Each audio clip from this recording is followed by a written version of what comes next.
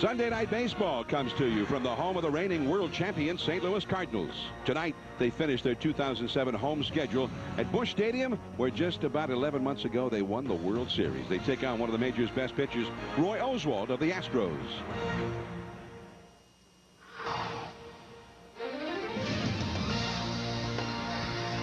ESPN Sunday Night Baseball, presented by Taco Bell.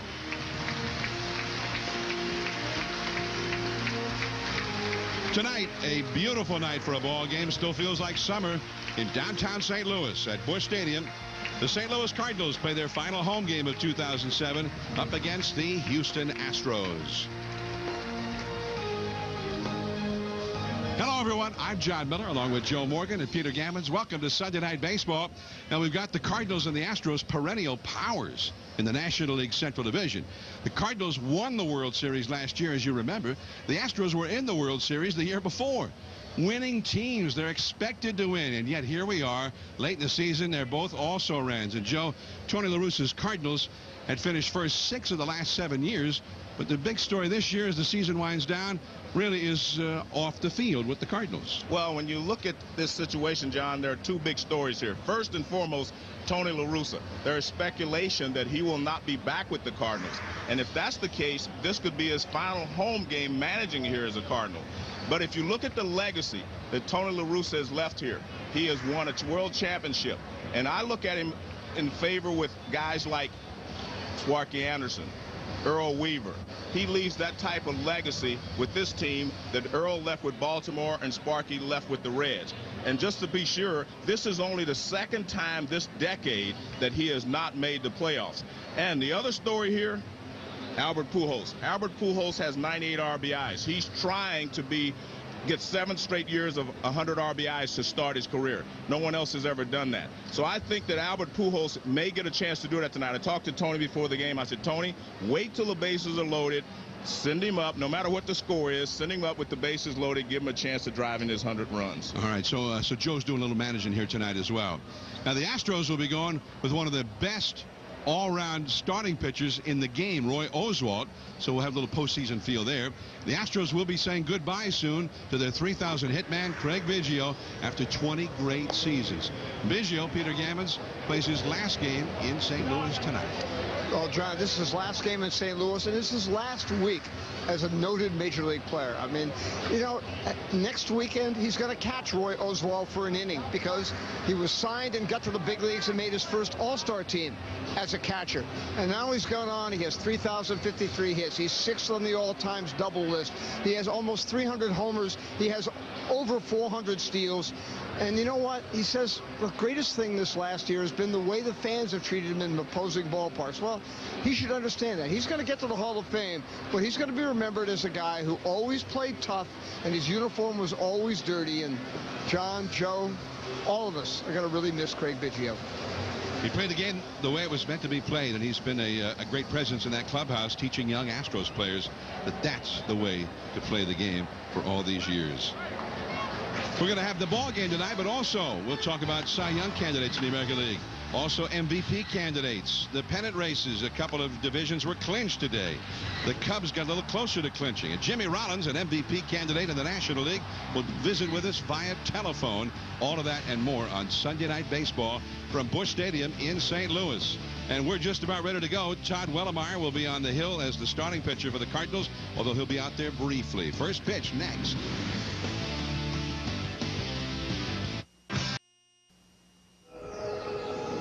This ESPN telecast is available on ESPN and in high definition on ESPN HD, presented by Sharp Aquos.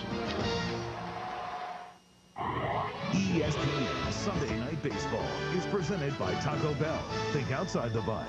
And in part by Excedrin Back and Body. Its dual ingredient formula turns a double play on pain. Stay tuned for this week's Excedrin Back and Body Double Play Getaway Trivia Challenge. And Holiday Inn, official hotel of Major League Baseball. Outside beautiful Busch Stadium in downtown St. Louis, the new Busch Stadium. Beautiful new yard.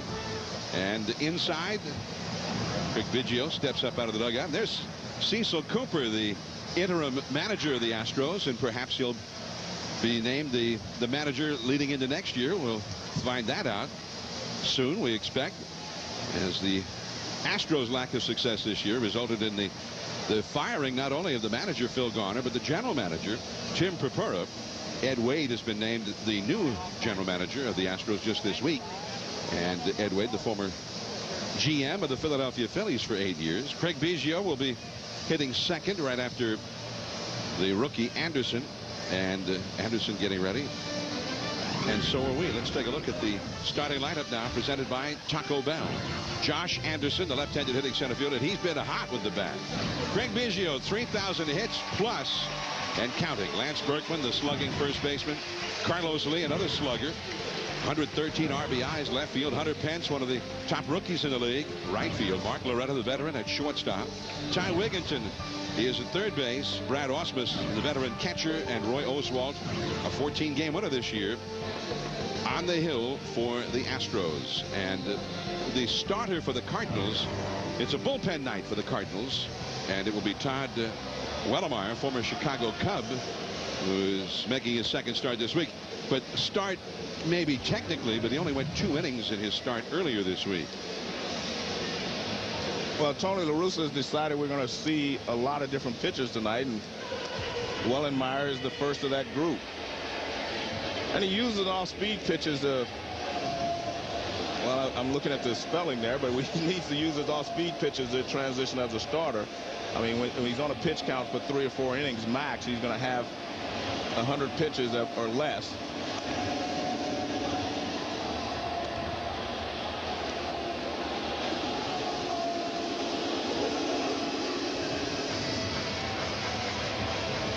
And let's take a look at the Cardinals defensively. David Eckstein's a shortstop. I mean, the Cardinals shortstops this year have made 19 errors. Eckstein has made 29 errors. Eckstein has made 17 of those. Aaron Miles 9 and Brendan Ryan 3. So they have not had a good defensive year at shortstop. Eckstein has made 17 of those errors, and he's been fighting injuries most of the year. 17 errors for an entire season is okay, but 17 for the amount of games he's played is not. Yeah, he's missed almost a third of the season. So here we go. The big crowd gathering here at Busch Stadium one last time in 2007. The Cardinals, of course, had such high expectations. We were here. Sunday Night Baseball was here on the first Sunday of the season, opening night, when the Cardinals, as the reigning world champions, played host to the New York Mets. And Chris Carpenter, the ace of the Cardinals, pitched that night and was hurting, and never pitched again this year. And things started going badly immediately for the Cardinals. And of all the things that happened to him this year, I think that was the most devastating, because Carpenter is a winner. I mean, he's one of the best pitchers in the game when he's healthy. They made a lot of changes in that rotation, and Carpenter was going to be the pillar, the foundation, and then they lost him after just the one start. And they made a decision last year, John, not to seek a lot of help in free agency. And there were a lot of pitchers out there, including 2 that they lost, Jeff Suppan and Jason Marquis. They had those guys that they could have tried to re-sign, and they did not. They felt like Mark Mulder was going to come back, and he didn't come back till late in the season. It's a nice pickup at first base by Spezio, and he beats Anderson to the bag. There is one away. And here comes Craig Biggio, 41 years old, and in the middle of all of the great times, because he's received some wonderful ovations here in St. Louis for this entire series. He got a big ovation at Shea Stadium 2 weeks ago before his last at bat at Shea, and he says it's been very heartwarming to see that kind of response from fans all around the game. He takes ball 1 from Todd Wellemeyer.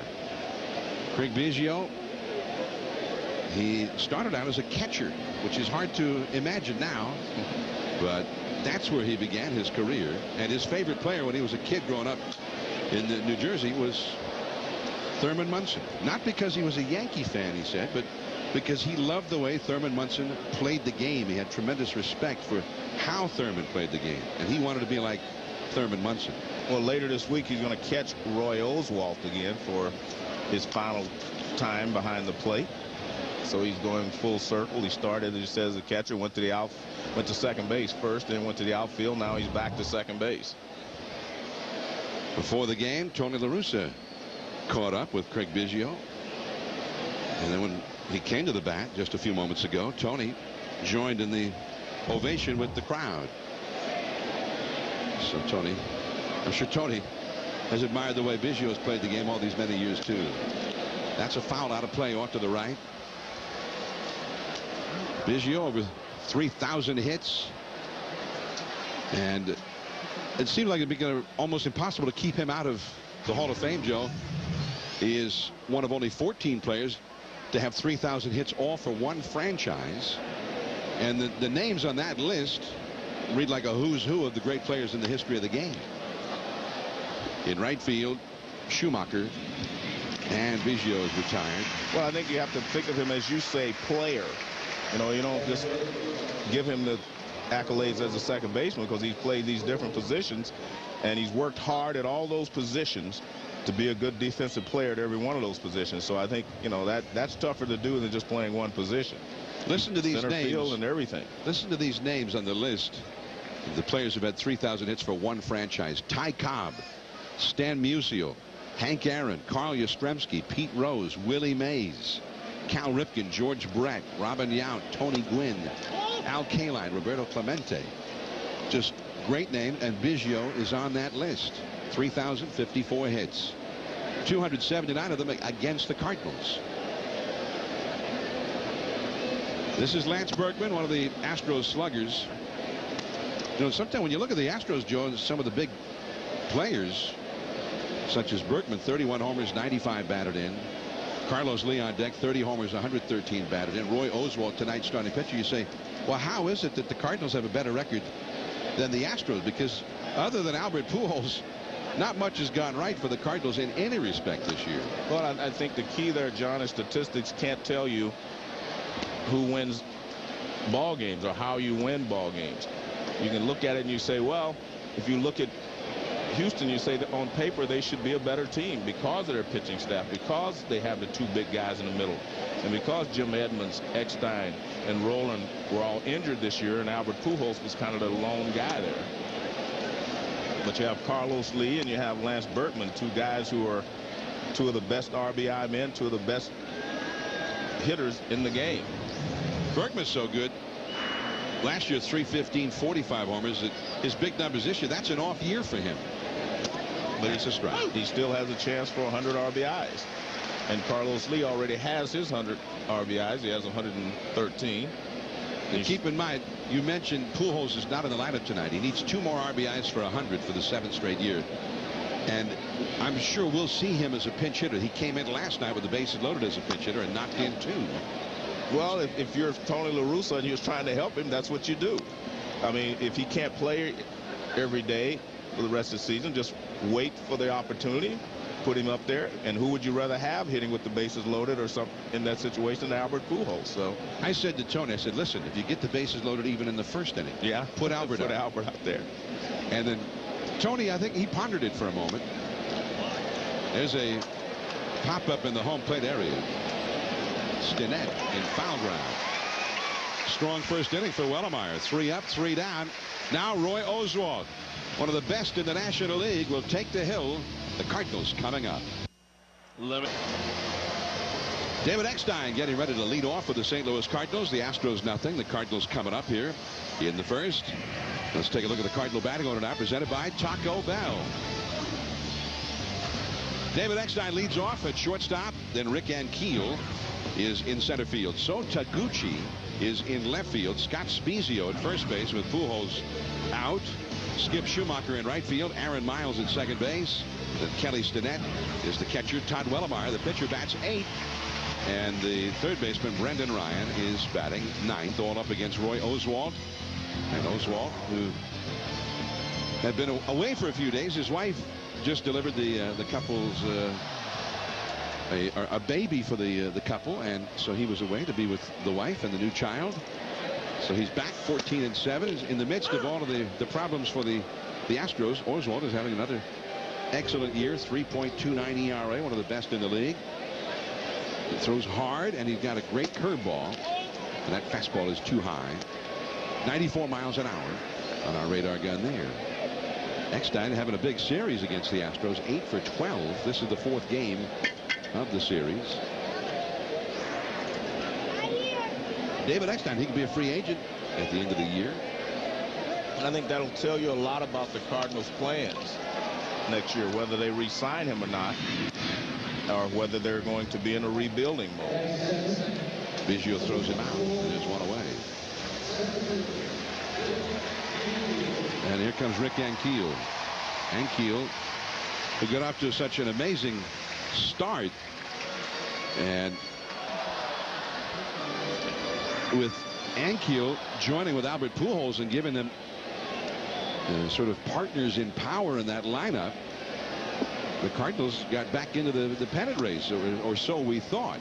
And that changeup, he lunged at it and missed. Ankiel then was one of 3 players who were named as having received performance-enhancing substances, and the story that came out just really a couple of weeks ago, and the report linked him to human growth hormone. He's had subsequent meetings with baseball officials, but he says he couldn't say it was not a distraction. He went into a big slump right at that time, and so did the Cardinals. He's got a base hit. Well, Johnny went 7 for his next 54. He had 3 for 5 in yesterday's ball game, so maybe, and he's got a hit today, so maybe he's just getting back on a roll. Interestingly enough, as Ankiel at first, and so Taguchi coming up, Ankiel's numbers right now in the big leagues, even with that slump that went on for a couple of weeks, his numbers are right about where they were in AAA ball this year. Came in hitting .277, 10 homers, 33 batted in, and 141 at bat. Still very good numbers. Here is So Taguchi as Ankiel back to first base. Taguchi, who's been hitting much better lately. They do a little hit and run action here. The ball is fouled.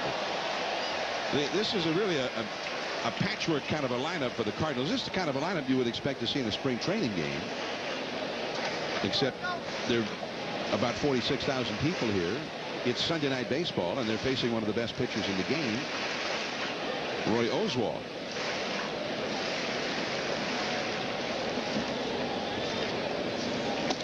And that fastball is on the inside for a strike. So quickly as they had a Taguchi, 0-2. Cardinals, the master plan with Albert Pujols being the man in the lineup, but surrounded by guys like Jim Edmonds, Scott Rolen, Juan Encarnacion, and the 3 guys, Edmonds, Rolen, and Pujols, have anchored that lineup for a long time. They've been guys who have provided big numbers, 30, 40 home runs for all 3 of them, over 100 RBIs for all 3 of them. But Rolen has had 2 straight years with shoulder problems, and this year especially a very bad year for Rolen. He's out for the rest of the year now with that injury. Scott Rolen here tonight as Taguchi strikes out. 2 down. And Jim Edmonds has really hardly been healthy the whole season, and having his worst year, and he may not play again for the rest of the year with injury problems. And Encarnacion started the year on the disabled list, and even when he came back after the first month of the season, he wasn't himself for a while. So things have just never gone well for the Cardinals. And as you say, Joe, they're going to have to decide. Yeah. Do they still use those 3 as the central core? Do they go a different direction? What are they going to do? That's the ball inside to Spezio. Well, for one thing, Tony La Russa has been talking to each player individually, I think, to help him make up his mind on where they fit into next year's plans, or if they do. Spezio takes the ball outside. Peter Gammons weighing in on that discussion. Well, one of the things that the players have made it very clear, publicly and privately, that they hope Tony does come back. And, you know, Scott Rolen, now that he's had his shoulder cleaned out again, he thinks he'll come back next year and be healthy. And they believe very strongly they can go back to where they were for the previous 3 years. Well, I think that'll be difficult because all of these guys are a little older, Peter, and you can't count on Rolen going back to where he was. Although I must say he has sat down and talked to Tony La Russa, so I think they have a better working relationship than they've had the last year and a half. But you just can't, in my opinion, look at a guy like Jim Edmonds at this stage of his career and say he's going to go back and hit 40 home runs, driving 100 and something runs, and the same with Scott Rolen. Injuries do take their toll not only on you physically but psychologically, and you do not ever, in my opinion, get back to where you were if you have some injuries for a couple of years. I've never seen anyone come back like that. There's a bloop into left field, and it's dropped. Ankiel to third. He'll stop there. And Spezio's into second base. And that's one of the problems that Carlos Lee has in the outfield. He's not a great outfielder. He's a hitter. And he got to this ball, but he just could not make the catch. Watch, he gets there in plenty of time. The ball's high enough, and it hits off of the tip of his glove and goes behind him. And these are the kind of things that hurt a guy like Oswalt or hurts the pitching staff over the course of the season, because he should be in the dugout now, and yet he's pitching with runners in scoring position. And that, of course, was scored as an error on the left fielder. So here is Schumacher. The inning, as you say, should be over, but here we go. So Oswalt will have to throw extra pitches and pitch under duress here to Schumacher, who is hitting .322. He's a role player. One thing the Cardinals, the guys off the bench have done pretty well. They lead the league in pinch hits. A little flare right to Biggio, and that ends the inning. So Oswalt gets through it despite the error. We're headed to the second inning. Carlos Lee will come up, then Hunter Pence.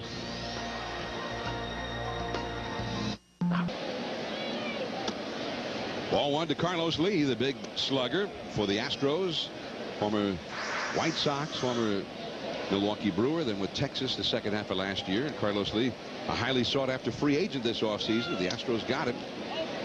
They got a ranch in the Houston area. He's from Panama originally.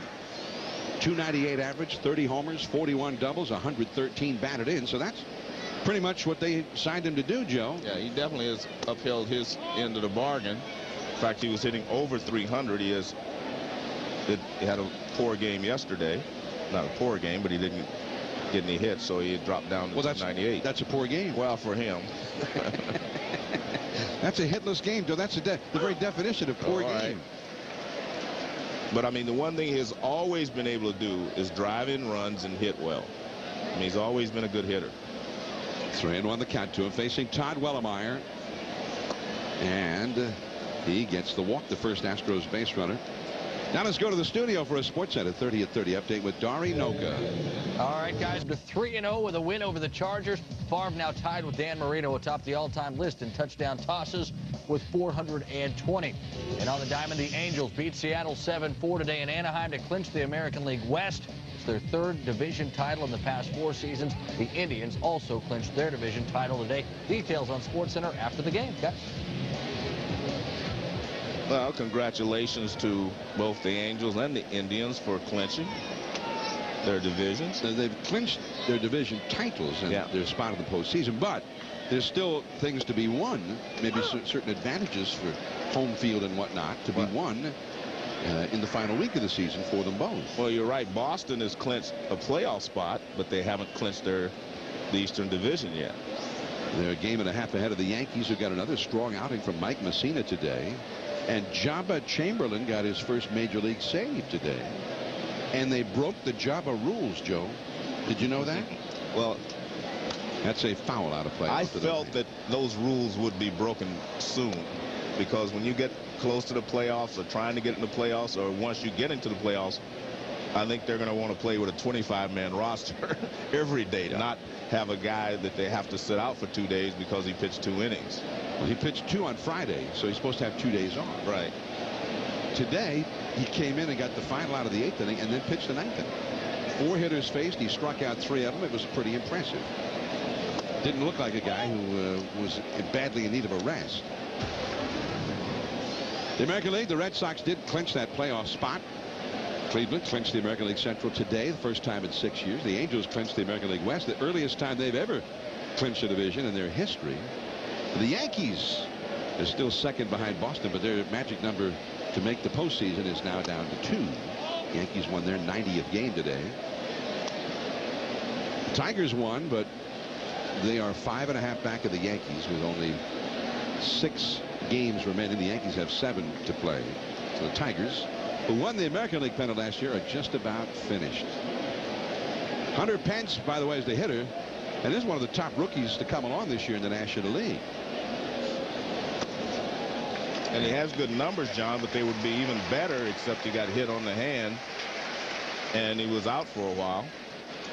Pretty good pitcher by Wellemeyer. Let's take a look at the nationwide K zone.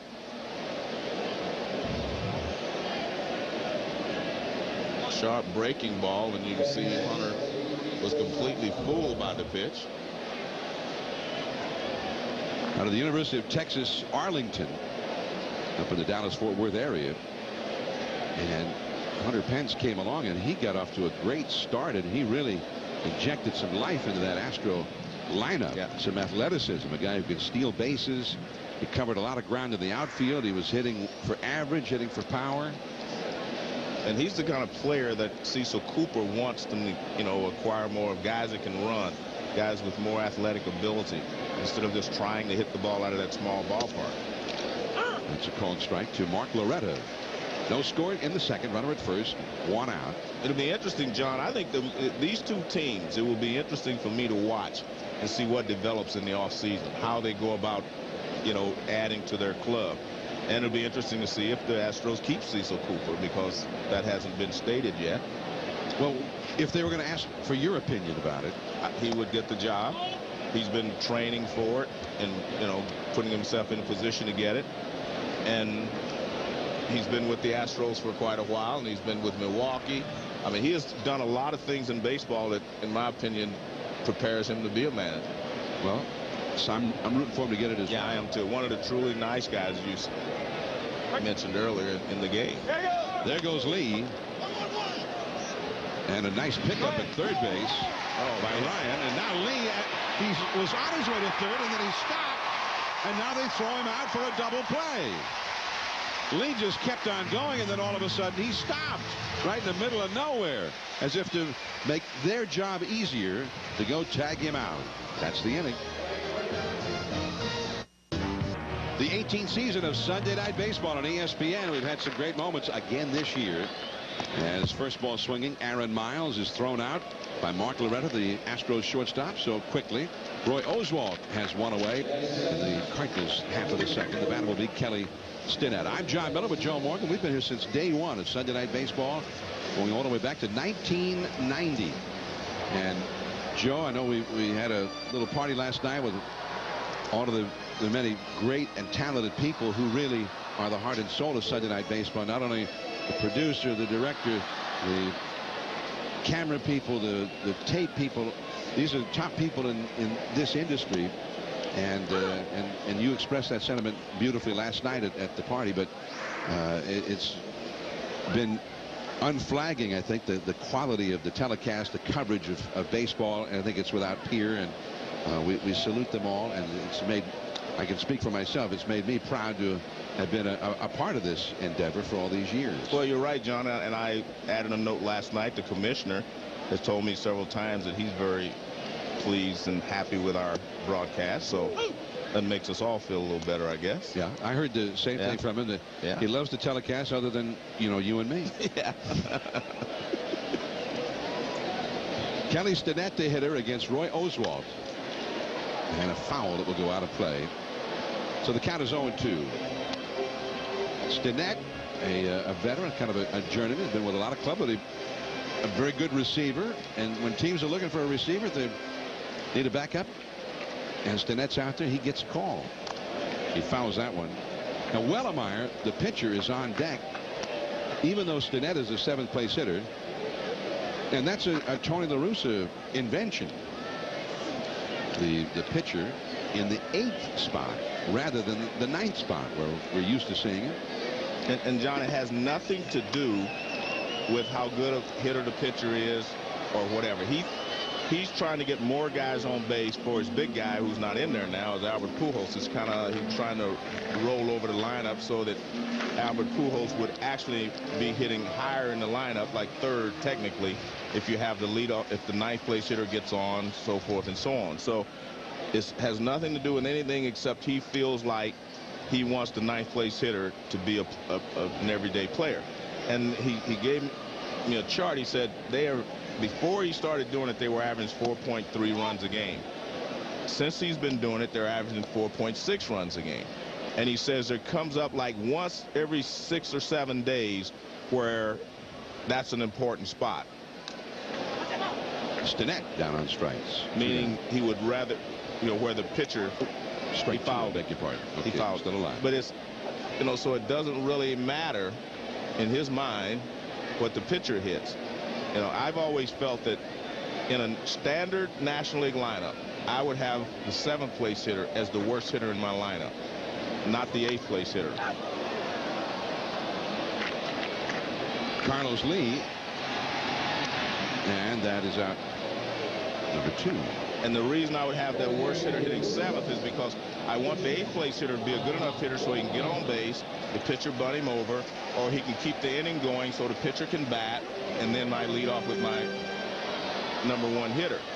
Now, Tony's doing the same thing here, only using the pitcher in a different spot, because he's playing like it's almost an American League lineup. But he makes the point this works for him. He's not suggesting that everybody else should do that. It's just something that he thinks works the way he manages the ball game.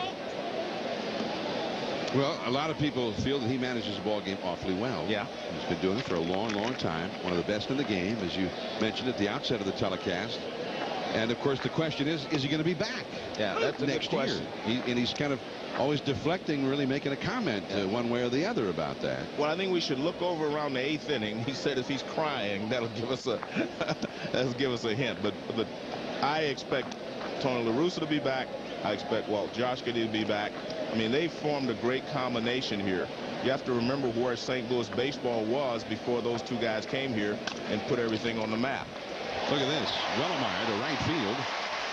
A base hit. Hunter Pence was so shallow, I think he wanted to throw him out at first base, but nobody was there. So Wellemeyer is the man who gets the hit with 2 down.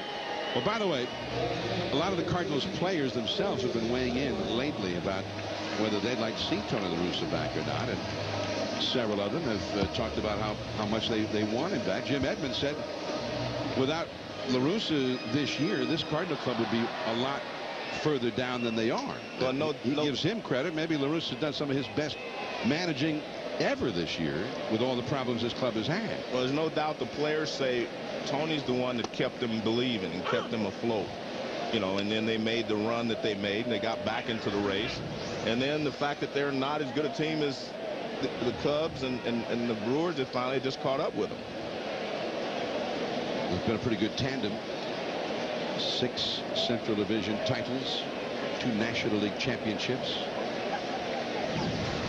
and a drive foul off the right field line by Brendan Ryan, who is the 9th place hitter. No score in the game. We're in the 2nd inning. Albert Pujols was quoted in the newspaper as saying that he is 99.9% sure that La Russa will be back. And Albert's standing by down near the clubhouse. He's going to visit with Peter Gammons between innings, so stay tuned for that. Peter will visit with Albert, one of the great sluggers in the game, and often one of the greatest starts. He's been around so long now, it's hard to imagine we're still talking about a start to a career, but it's his 7th year, and he's never had a bad one. Big numbers year after year after year, and he's doing things that have been rarely done, and only at all by some of the greatest names in the history of the game. So we'll have a chat, Peter Gammons with Albert, coming up. And that's a fair ball by Rolen down the left field line. And it stays there. Now Wellemeyer's the lead runner, so he's a pitcher. He's not fast. And he stops at third base. And if it had been almost anybody else, I think the Cardinals would have gotten a run out of that rather fortuitous lack of a carom. Well, this is a changeup from Oswalt, and he slows his motion down and everything else. You won't see it as much in slow motion, but he slows everything down and just kind of rolls the ball up there. And see that Ryan was way out in front, and he hooked it down the line, and it stayed underneath the stands there, and Wellenmeyer goes into third base. And to look at that pitch on the nationwide K-zone. Interesting choice of pitches there. Ryan was late on all the fastballs, and then you speed up his bat by throwing him a slow curve. Here's Eckstein, broken back. That's a fair ball. And Wigginton, a wide throw, and it came off the bag.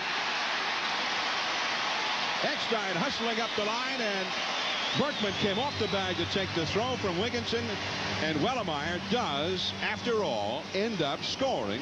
It's 1-0 Cardinals. Well, the defense is making it awfully tough for Oswalt. That was a routine play because he caught it in front of the bag. Watch it. This is not a tough play because it's not deep behind the bag. It's right near the bag, has plenty of time, but his throw is offline. It's even dug out, but it was still offline. You can see that it was not a good throw. It was dug out. I mean, very close there by the first base umpire. Had an excellent look at it. Chuck Merriweather and Lance Berkman not able to keep his foot on the bag. It was a pretty good effort by Berkman to do so. Yeah. I wouldn't say anything about Merriweather anyway. I had a long talk with his wife, Carolyn. She was here today. Well, she said don't talk about it? I told her I wouldn't. I tried not to. I said I'll try not to. Well, it was an excellent call by Merriweather. It was. Ankiel, the hitter.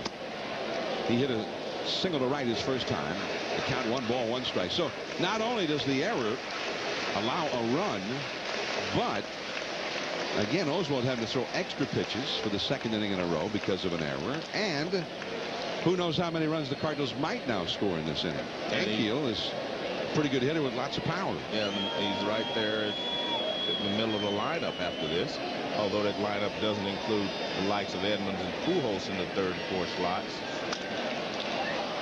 Along the left field line, this is a long run for Carlos Lee as it twists back toward the seats and out of play. The seats, as you can see right there, very close out to the foul line there, and that worked to the benefit of Ankiel. A ball and 2 strikes. Stands come out very close to the field of play there, lending some intimacy for the fans themselves who get right in the game. There's a good look how the stands angle over like that.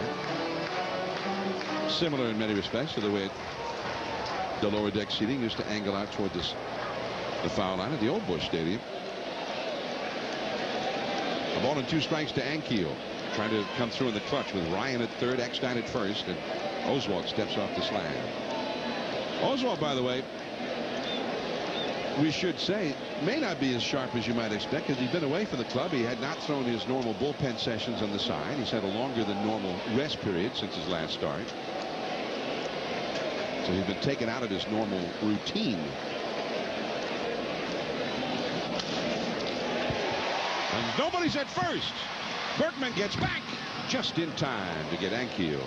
Nice play at second there by Craig Biggio. So they get just the 1 run. Now stay tuned. In 60 seconds, Peter Gammons with the great Albert Pujols. The Astros 1-0 as we head to the 3rd inning. Albert Pujols not in the lineup, although we're expecting to see him sometime as a pinch hitter. In fact, we're going to see, we can't wait. We're going to see him right now down near the clubhouse with Peter Gammons. Albert, do you hope to be able to play a couple of times this week? Well, hopefully. I'm trying to do my best, to get my treatment in, and hopefully I can, I felt better today, so I thought I had a pretty good chance to play today, but, they went away another more day. Hopefully, that was my 2nd time working on the field, and I feel pretty good. So we'll see how I feel tomorrow, and hopefully I'm ready to go. You've been quoted as saying you're very optimistic that Tony La Russa will come back. Why? Well, just a relationship that I built with him the last 7 years. I just feel, I know it's been a tough year for him, but you can't look at this year and just say, hey, he's not a good manager. You need to look what he has done the last 12 years over this organization since he took over as a manager. And what he did last year, I'm pretty sure last year around this time, nobody was talking about him leaving. They were just talking about us winning the World Series and being in the playoff and the job that he has done for us. And I know it's been a tough year for him and for the organization and for the players. You know, you've been in the postseason for so many years in a row. Do you think that that's had some effect on the number of injuries this team has gone through this year? Well, probably. I mean, but you get yourself ready in the off season to train, and obviously this year is going to be my first time since 2002 that I'm going to take 6 weeks or five or 6 weeks off, you know, before I had to train again, which is I didn't want that, but that's the way it goes. It wasn't our year, but you know, hopefully we can build up again and learn from this bad experience that we had this year, and we can be in the postseason next year. Albert, thank you very much. Thanks to Albert Pujols, visiting with Peter Gammons. Brad Ausmus, the hitter, after Wigginton flied out. 1 out, nobody on in the third. The Cardinals lead the Astros 1-0. And there's an interesting thing that happened. Albert Pujols was asked about, because of this injury, if he was hoping to get back in the lineup so he could get those RBIs he needed for 7 years in a row with 100, which is part of an historic record that we would look back on years from now. And Albert said, well, you know, I really don't care about those kind of personal records. I only care about winning. My goal is always to be as good as I can to help the club win. And so I don't want to just go in there and play with an injury just for selfish reasons. So, and you know, you can trust that Albert, he tells you exactly the way he feels. But Tony La Russa, and I think this is why Tony's such a good manager, Tony decided, no, this is important. It's important for Albert, whether he realizes it now or not. He got a chance to make history. Those kind of historic things in baseball are always important. So I've decided, La Russa saying he's decided that he's going to do everything possible to help Albert get those 100 RBIs. And I think that that's worth mentioning from the standpoint of La Russa, Joe, in terms of the kind of manager he is. Why players, I think, respond to him, why they play hard for him. Well, I think every player in that dugout, the consensus is that Tony has your back. You know, whether it's, you know, protecting you for an injury, protecting you publicly in the newspaper, whatever. They feel like Tony always has their back. And, you know, when Rick Ankiel, the rumors came out about Rick Ankiel, it was Tony La Russa that stood up and tried to explain, you know, Ankiel's side of the story and say that he trusted him. So that's Tony. You know, you want a manager to have your back, and in turn you're going to have his. And Jason Isringhausen, you know, is really in his corner because, you know, when he was injured, Tony protected him, and he said he'll never forget the fact that Tony and Walt Jocketty protected him when he was injured. Oswalt down the right field line, and a foul, the chase by Schumacher, but he could not get there. 1 ball and 2 strikes to Roy Oswalt. Pujols with 2 more RBIs will have his 7th consecutive 100 RBI season. The record for that is by a Hall of Famer who played in the American League, Al Simmons. He did it 11 straight years to start his career. Well, Ted Williams did it his first 8 years. Well, Albert would be the first National League guy. Yeah, Joe DiMaggio did it for 7. With all those players we mentioned are American leaguers. John Wellemeyer looking very strong. He's got a 1-0 lead as we head to the last of the third. Sunday night baseball from St. Louis. We began this 2007 season right here at the new Busch Stadium.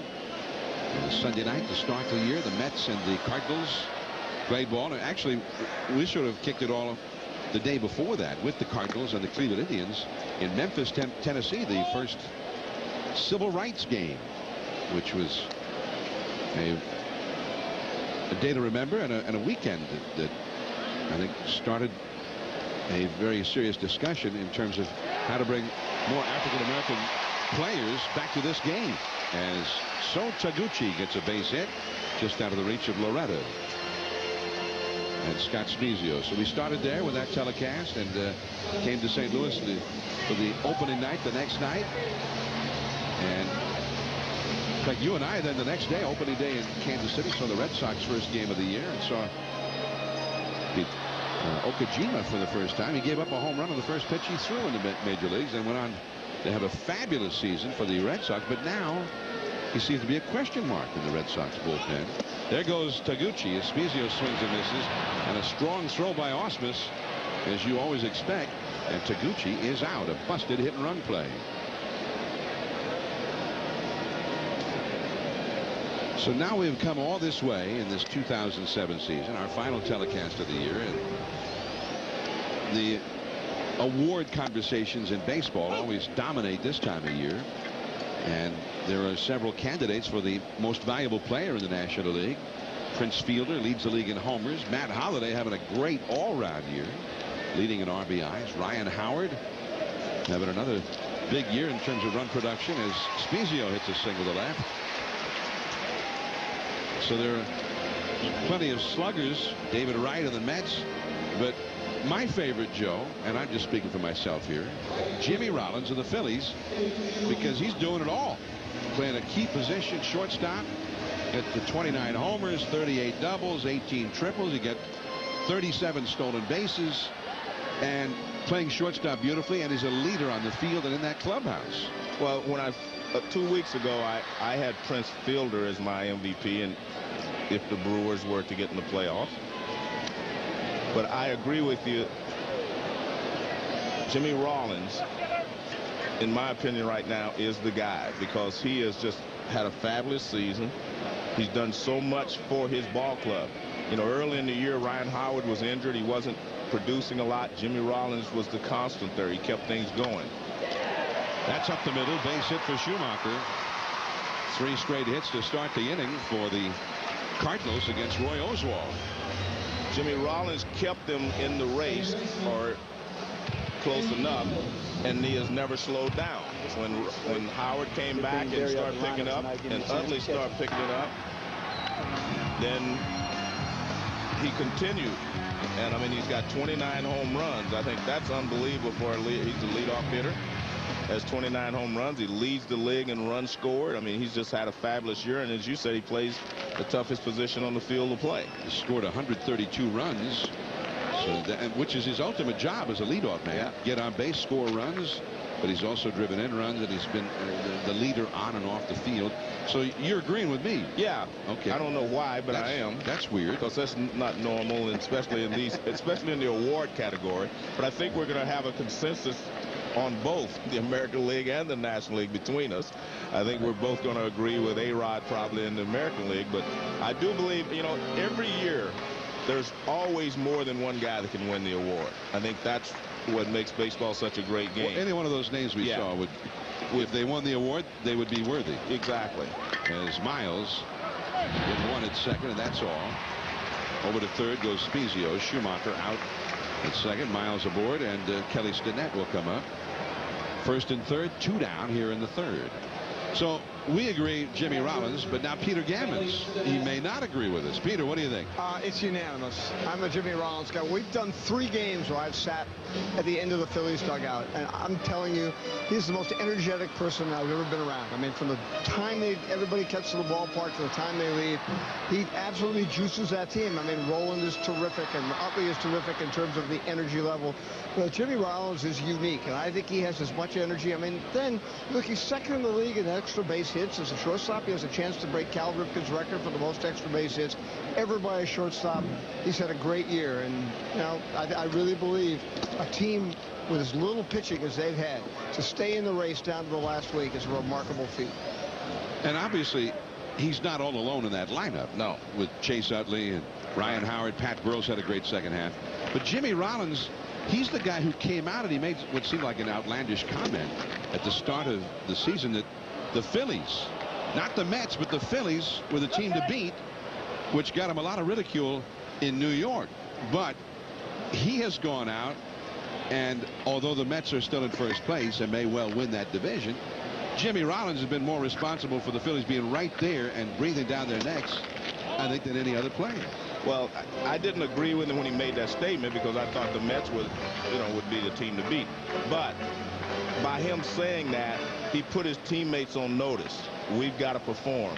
He put his teammates on notice to say, hey, we can win this thing. And that's part of the battle, especially at the beginning of the season. So I admire him for what he did, speaking out that way.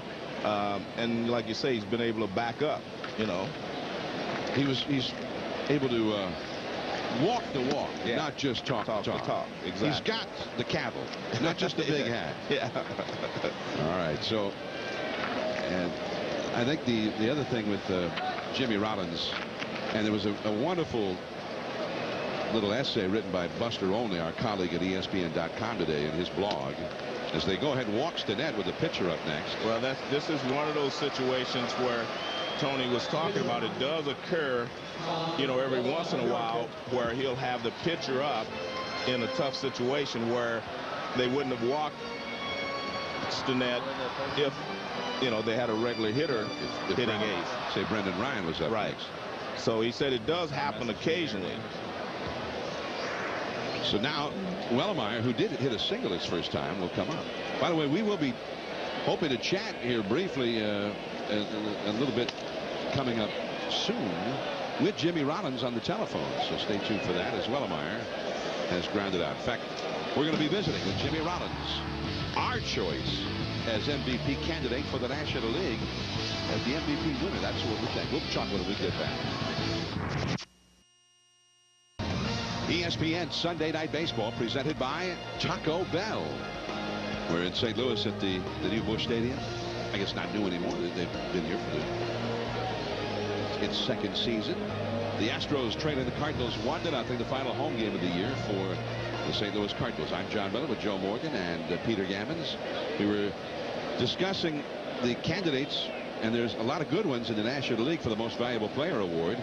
The guy we like, and we were unanimous, both Joe, Peter Gammons, and myself, that we like Jimmy Rollins for the award. And Jimmy Rollins has joined us now via telephone from his home in Philadelphia. Jimmy, welcome to Sunday Night Baseball. Thanks for having me, John. Yeah. So now what about the Phillies? You lost a tough game today. Do the Phillies have enough steam? Do you have enough pitching to make it through this final week and somehow come from behind and get to the postseason? I think we do.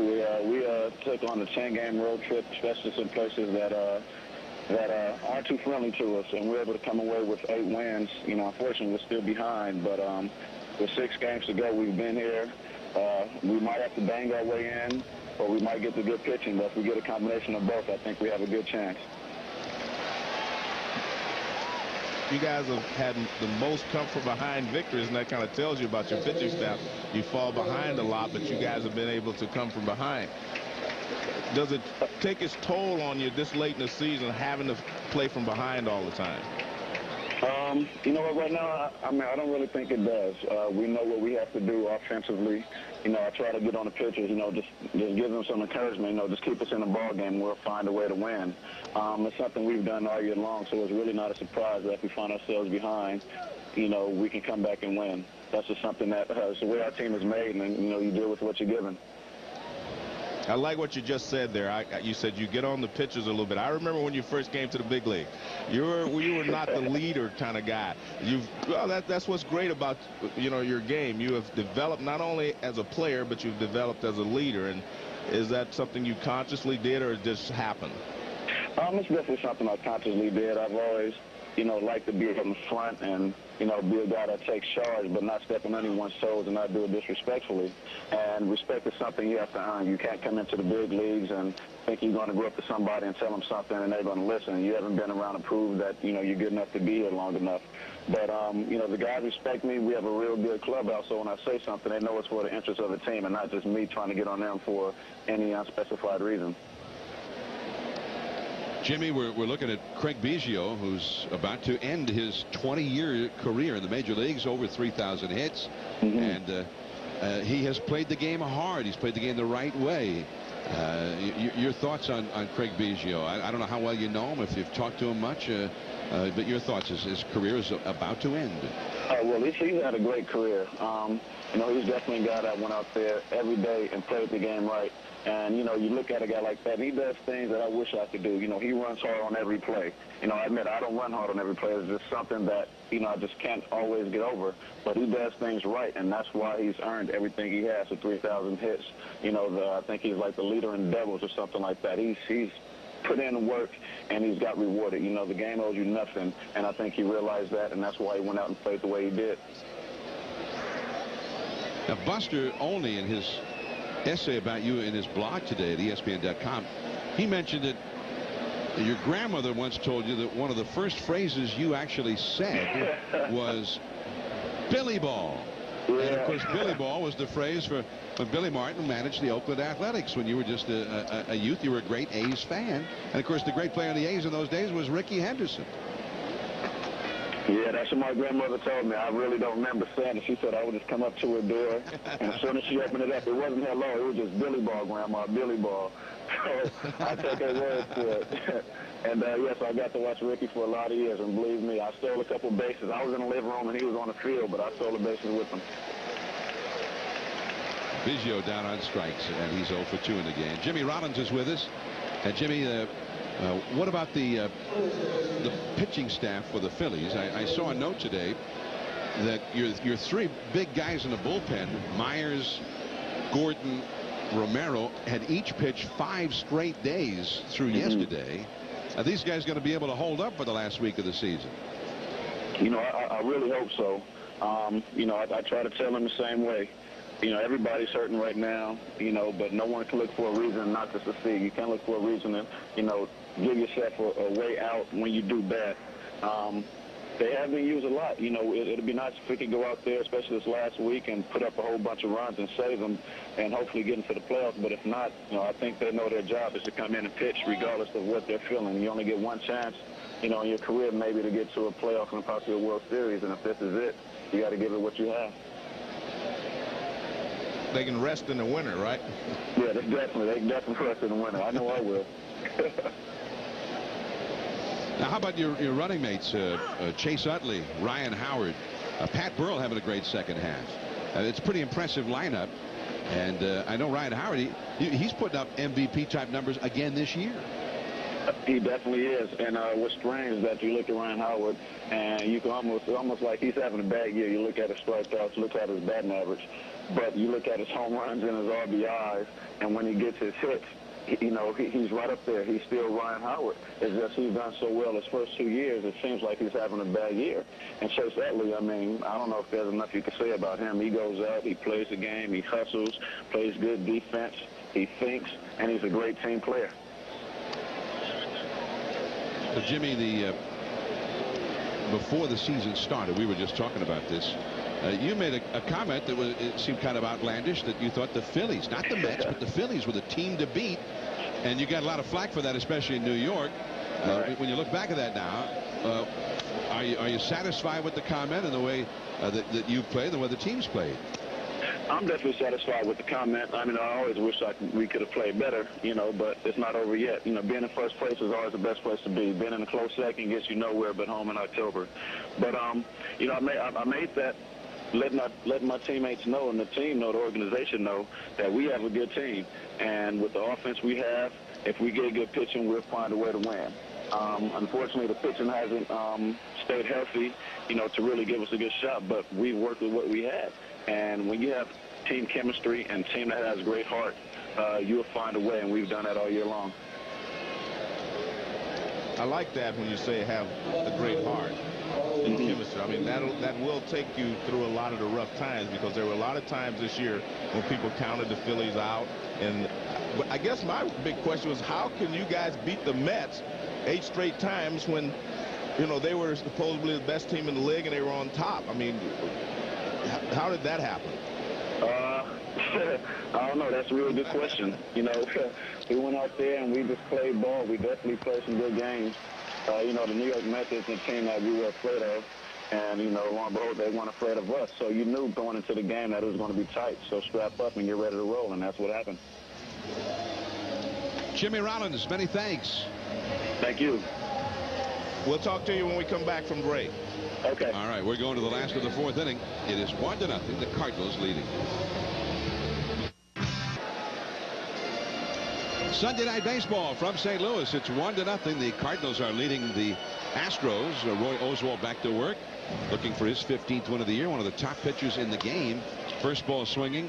Brendan Ryan, who doubled his first time, grounds out to Biggio, 1 away. Jimmy Rollins is on the phone with us from his home in Philadelphia.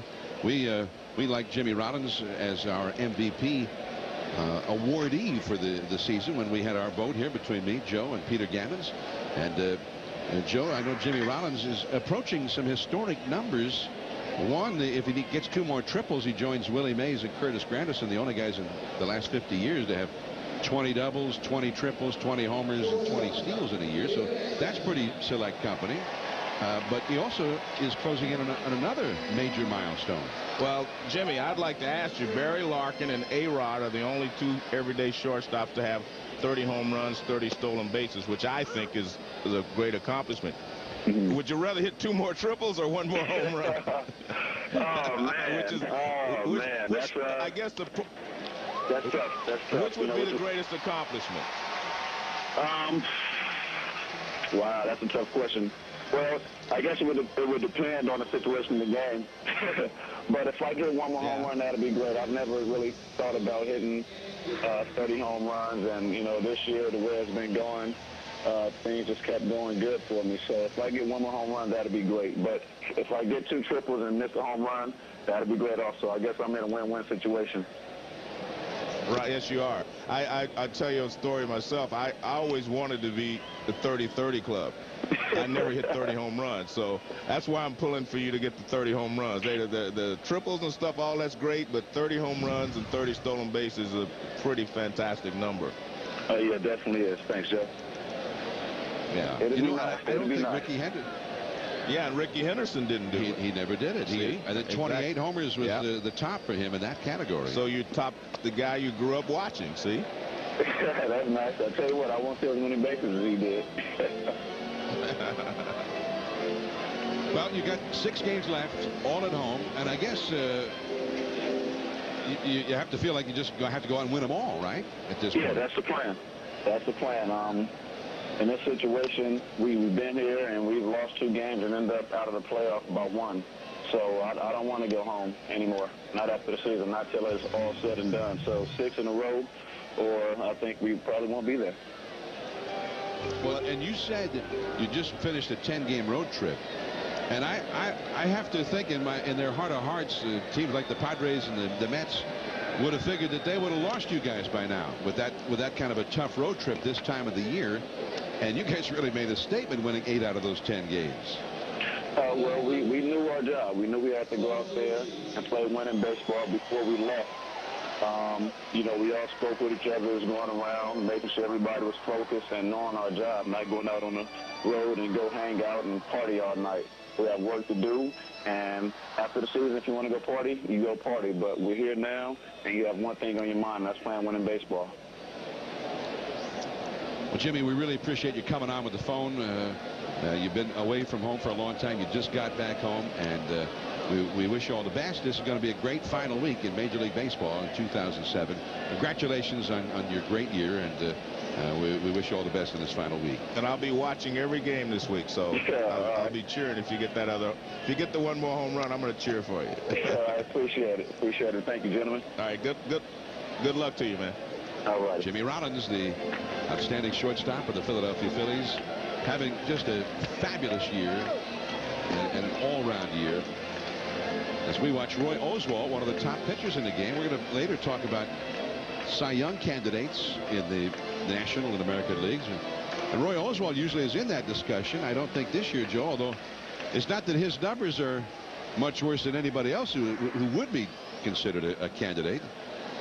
Just I think there's a couple of guys who won a lot more games than he's been able to win for a club down in the standing. When you consider the year the Astros have had, and then he's 14-7, that's a pretty good statement just about how good he is. Yeah, and he is definitely one of the elite pitchers in all of baseball. Roy Oswalt, and they said he was too small. Scouts are looking for big guys who look like Roger Clemens, big, broad-shouldered guys. And he's not that big, but he is absolutely outstanding. That's the inning. Taguchi flies out. It has been a great season, 2007, and Peter Gammons with some reflections on some of the great moments, some of the great things that have happened this year. Peter? Well, John, the 2007 season will be forever remembered for August 7th, when Barry Bonds homered off Washington's Mike Bassett and passed Henry Aaron as baseball's career home run champion. It reestablished Bonds as the premier slugger week of the season with great young players all around. And maybe the most important thing, there are 6 to 10 teams that truly believe they have a legitimate chance to win the World Series. And John, that's made it a pretty good season. Indeed it has, Peter, and we appreciate that, as always. elegantly and beautifully crafted, and a very strong overview, I think, of all of the many great things that have happened, and as well as the controversies. And certainly the night that Barry Bonds broke Henry Aaron's all-time career home run record, Henry Aaron himself stole the night when he, as a huge surprise, appeared on the Jumbotron screen at AT&T Park in San Francisco to congratulate Barry Bonds on his achievement, using the words, "I move over now. I've had the record a long time. I move over now." And I think he won the admiration of everybody that maybe he had not already won over with those magnanimous comments. And Joe, Henry Aaron showed himself not only to be a great ball player, a great home run champion, but just a great man. And I think that was one of the most memorable things of that night in San Francisco. Well, it was memorable for me, John, and I always take the point of where Peter was talking about how gracious Hank Aaron is. Hank Aaron, to me, has always been underappreciated for what he accomplished. He's been underappreciated for what he had to go through to make, to attain those great numbers.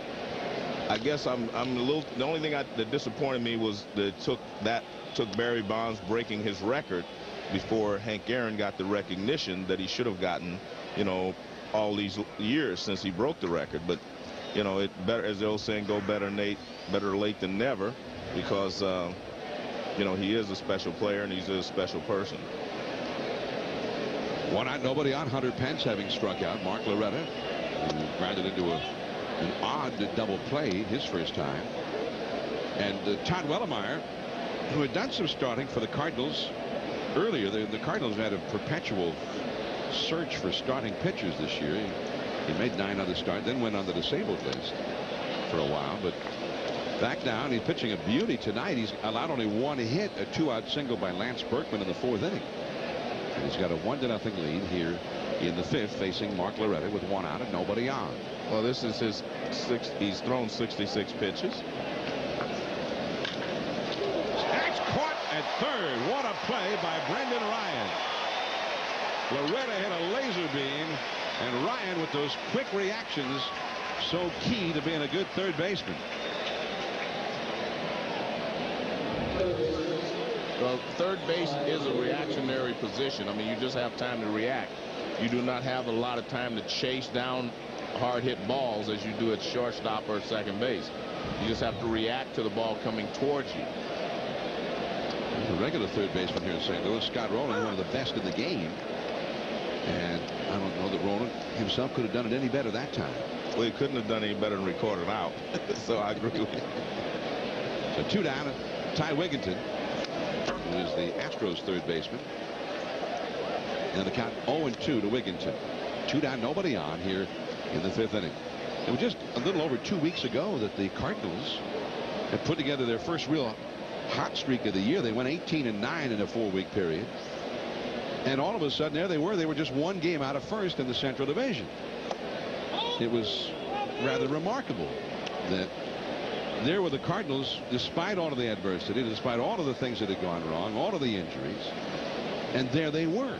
But just as quickly as they got there, it all disappeared. They come in and play tonight having lost 14 of their last 17. And Wellemeyer strikes out Wigginton. 2 teams, usually winners, down in the standings this year. The Astros ace right-hander Roy Oswalt back to work, delivers ball 1 to Scott Spezio, hitting cleanup for the Cardinals tonight. 1-0. The Cardinals lead. The only run allowed by Oswalt, an unearned run. And then right center field, Josh Anderson, and there is 1 away. Let's go to the studio for a SportsCenter 30-30 update with Dari Noka. All right, guys, 14-time NHRA champ John Force was injured badly in an accident today in Texas when he collided with Kenny Bernstein, a rival in NHRA. Broken left ankle, broken left wrist, other minor injuries. Meanwhile, the Indians and the Angels clinched their divisions. Indians for the first time since 2001. SportsCenter after the game. You can stay current with ESPN News. Thanks, Dari, and congratulations to the Cleveland Indians, their manager Eric Wedge, the general manager Mark Shapiro, as well as the Los Angeles Angels of Anaheim and manager Mike Scioscia, general manager Bill Stoneman. And for the Cleveland Indians, who through all those years in the 90s and in 2000, 2001 were a top club, they rebuilt and realized the benefits of that this year as Schumacher is gone. The hunt for October brought to you by Holiday Inn. The Angels won their 92nd today, 92-64, and they are a half game back of Cleveland for the best record in the league, tied with Boston. And of course, the team with the best record will have an option in terms of which format in that first round of the playoffs they will take. The one American League Series will have the benefit of an extra day off, and the team with the best record will have the option of being slotted into that series. And they'll also have the home field advantage in that league, you know, throughout the home. You know, if they get the 7th game would be at their park, or the 5th game, whatever. Troy Percival up in the Cardinal bullpen. 2 down, nobody on. Aaron Miles, the hitter, against Roy Oswalt. Oswalt pounces on it over to Berkman, and a very quick, quiet inning there for Oswalt. The Cardinals, it's going to be an interesting offseason. We're going to talk to Walt Jocketty, the general manager, about it. Man, when I import nights get into the drift September 17th. ESPN Sunday Night Baseball from St. Louis, the site of the clinching game of the World Series just last October. Troy Percival on to pitch for the Cardinals. Percival, the former great closer of the Angels. In fact, he was there for the final out of the World Series 2002. Percy has resurrected his career this year after arm troubles. It looked like he was finished in the game, and the man who signed him to bring him back is here with us as Miguel Cairo comes in as part of a double switch at second base, replacing Aaron Miles. We're talking about Walt Jocketty, the general manager of the St. Louis Cardinals. And Walt, welcome to Sunday Night Baseball. Thank you. It's always great to be here. It's great to see you guys. This is Joe Morgan over here. Joe, it's nice to see you again. Joe, a Hall of Fame ball player who used to just beat up on the Cardinals over and over again. There's a ball to left field by Ausmus, and a nice catch by Taguchi. That's a pretty good idea, bringing in Taguchi there, Walt. Yeah, it's great defense and offense. He's been a big part of our club. But Percival's done a great job for us. He came on to us late, and it's really fitting well. And it's really one of the strengths of our club this year. We had a lot of problems, a lot of injuries, but one of the strengths has been our bullpen. And when we got Troy in here, he helped solidify that. Speaking of the bullpen being your strength, obviously that means your starting pitching didn't live up to what you expected. Right. What are your plans for next year as far as starting pitching, or have you formulated them yet? Well, we're going to start talking about this week, Joe. We've going to have some meetings. We finished up the season on the road. We'll have some meeting with Tony and the coaches, and then have a more formal meeting once the season is over with the same group, including Bill DeWitt and some others. Our owner, Bill DeWitt. Well, you said right there you're going to have some meetings at the end of the season with Tony. well, that's a very good point. Yeah. It's kind of a debriefing, if nothing else. Okay.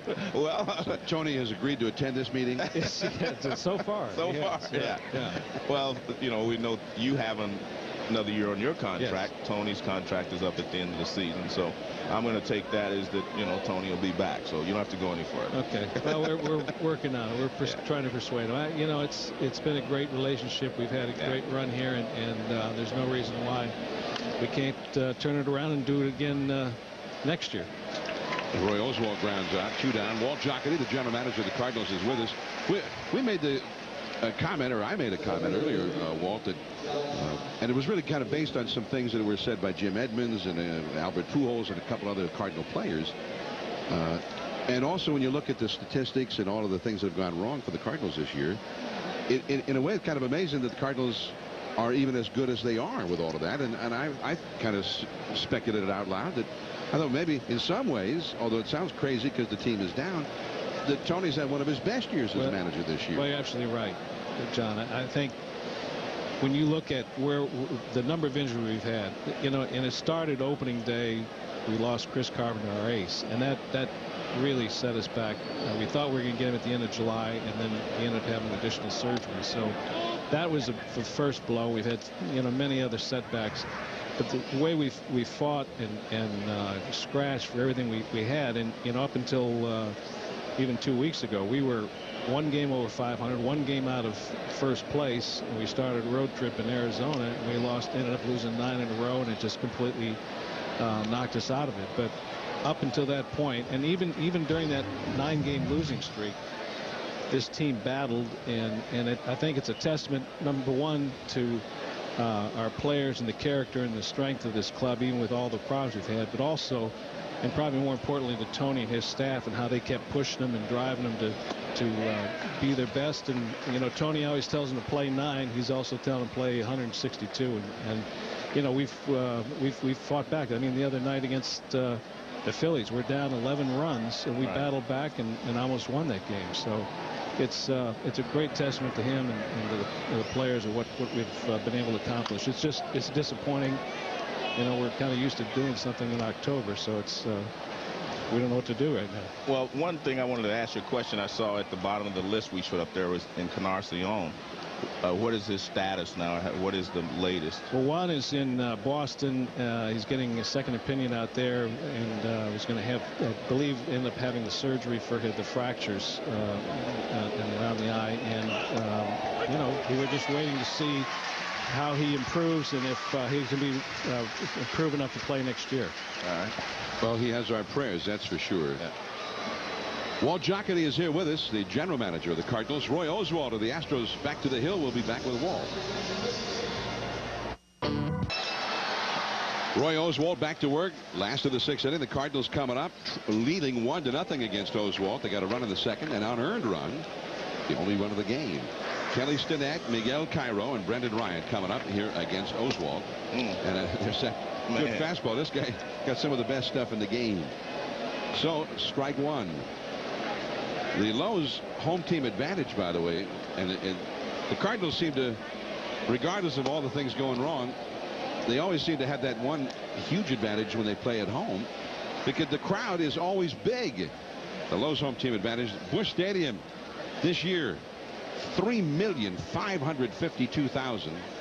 That is an all-time St. Louis franchise record in whatever incarnation of Busch Stadium they've been playing in. 46,000 tonight.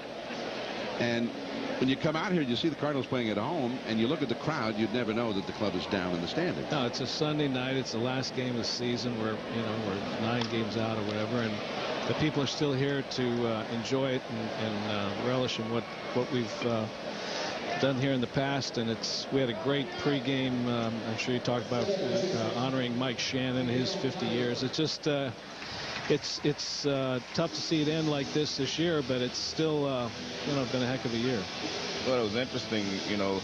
I've always thought of the Cardinals as a family, and you and Tony came later, but that tradition still continues. I mean, Bob Gibson was there, Ozzie Smith was out there. I mean, you have guys when they honor. That ball is caught by Hunter Pence in deep right, and Cairo is on number 2. When they honored, Mike Shannon today, all these former Cardinals were there. I think that's great. Well, you're right. I think that's one of the great, and Red Shannings is here every day, and he's in uniform on the field. He sits up in my box with me during the game, and it's a treasure to have that we really respect and enjoy. And Gibby comes out a lot, Lou's here an awful lot. He lives in town, and Stan comes out when he can. So it's and Ozzie's here quite a bit. So it's really it is something that's special.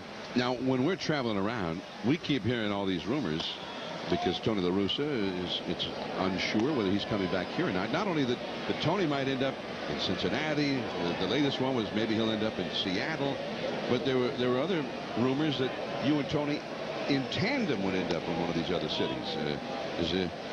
Is that a possibility? Is there anything like that could happen?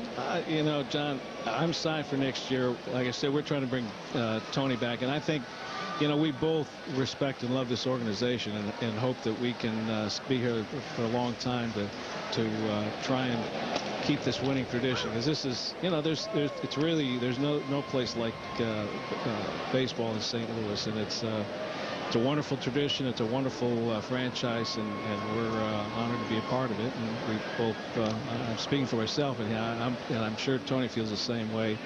But as long as they want us, we're going to be here. So there's one school of thought, and I'm sure it's all speculative at this point. Tony hasn't said anything one way or the other. There's one school of thought. Maybe Tony wants a year away to sort of collect himself and reassess. Well, he hasn't really talked about that much. I think he's going to make his decision here. He may wait a week or so after the season, but I think all the things are pointing in the right direction for him. I mean, the players have all spoken on his behalf, and definitely want to have him back. The fans have, ownership has, I have. So I'm sure that I feel pretty confident he'll be back. But that's he hasn't said for sure, and it's definitely his decision. Brendan Ryan thrown out by Mark Loretta and Walt Jocketty. We certainly appreciate you coming by, and all the best. It's going to be a very interesting winter. It's always been a pleasure. Thank you, guys. Interesting. Many thanks to Walt Jocketty, the general manager of the Cardinals. On to the 7th.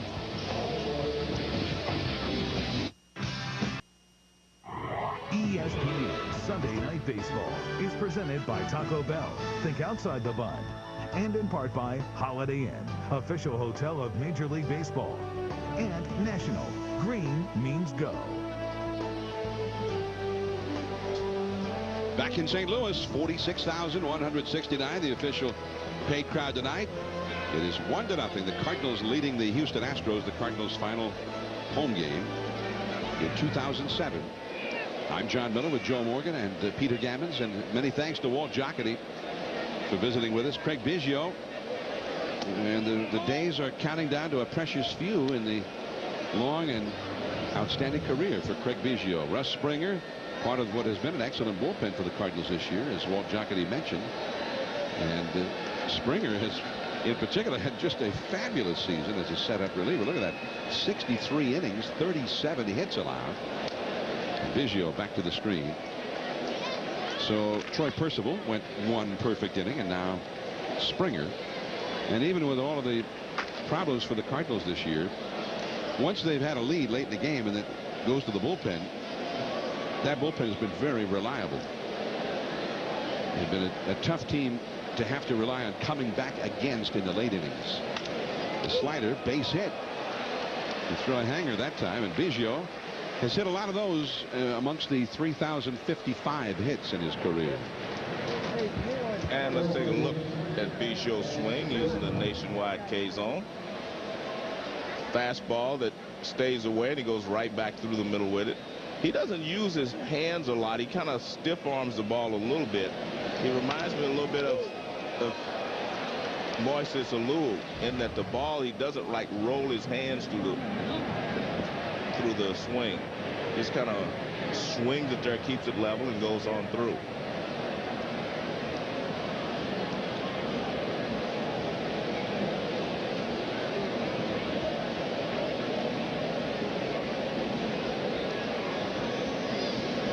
Well, they retrieved that baseball. Hit number 3,055 for Craig Biggio. Lance Berkman has fouled to the catcher and singled. A slugger.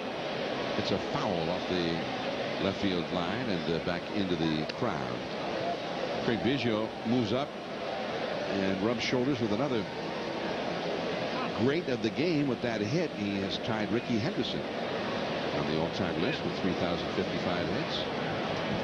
Rickey, I keep thinking he may not be finished. It'll be soon for him to go in the Hall of Fame, and yet Rickey has never seemed to settle on actually retiring. Yeah. Berkman the hitter. And that is foul.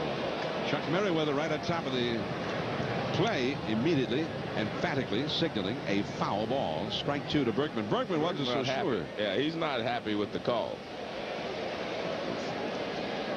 First base coach Mark Bailey having a little conversation there with Merriweather.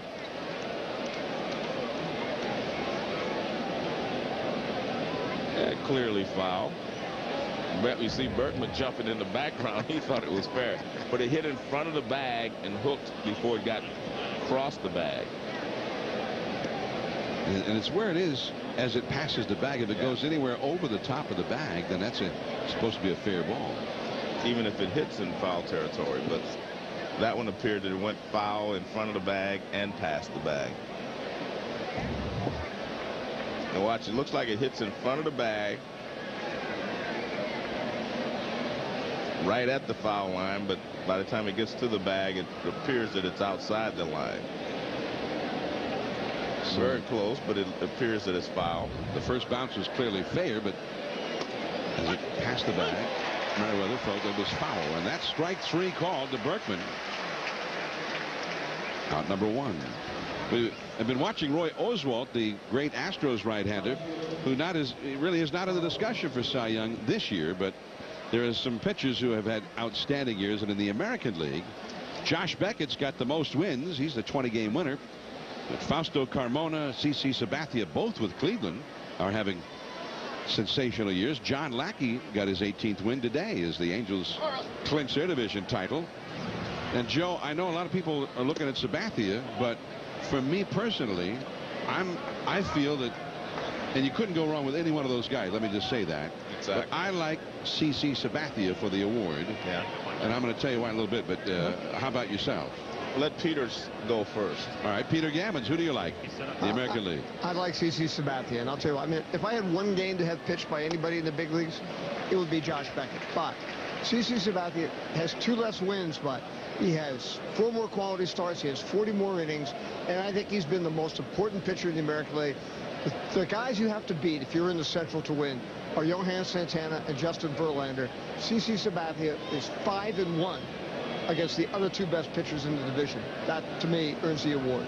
And he also has more innings pitched, as mentioned. He's also more strikeouts. I mean, he's Sabathia, to me, and I said it at the beginning of the season, John, and that's why I wanted to go last.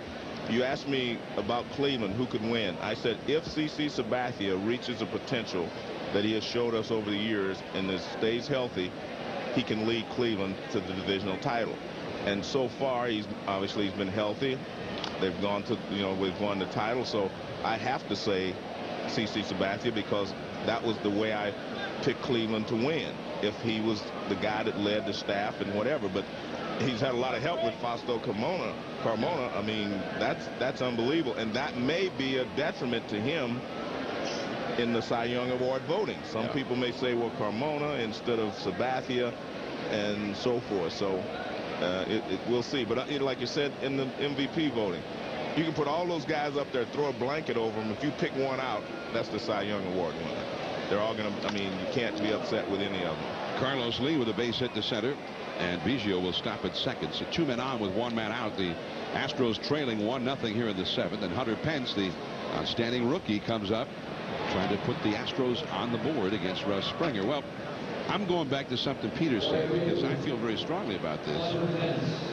I think we look at earned run average, and there's a value in knowing what the earned run average is, and you look at all the different numbers, strikeouts, walks, all of that kind of stuff.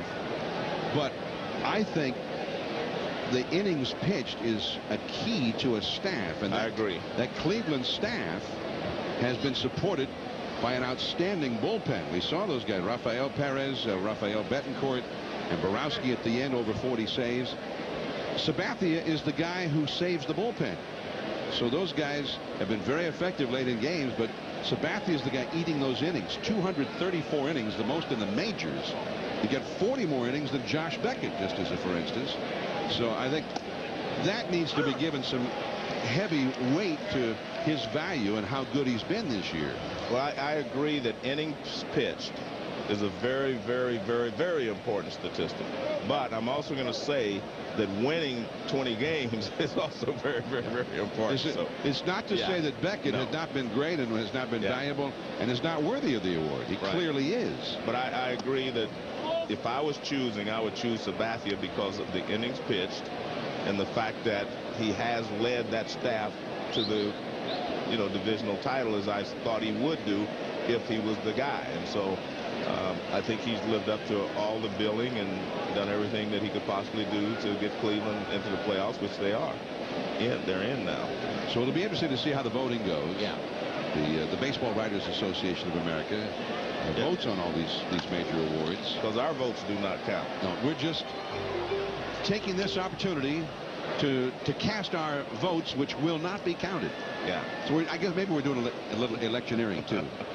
We're making a case. Well, it's fun. I mean, it's fun to speculate and pick a winner and see what happens. And John Lackey, let's face it, the Angels don't have a bunch of power. Right. And John Lackey's been the workhorse on that staff. He's the guy pitching the big total innings for the Angels. You could make a similar case with him as we're making with Sabathia. Peter? Well, I agree. It's just, to me, Sabathia is sort of an unusual situation because he beat the best pitchers in his division as well. Matter of fact, the Indians had a remarkable thing, which should bode well for them in the postseason.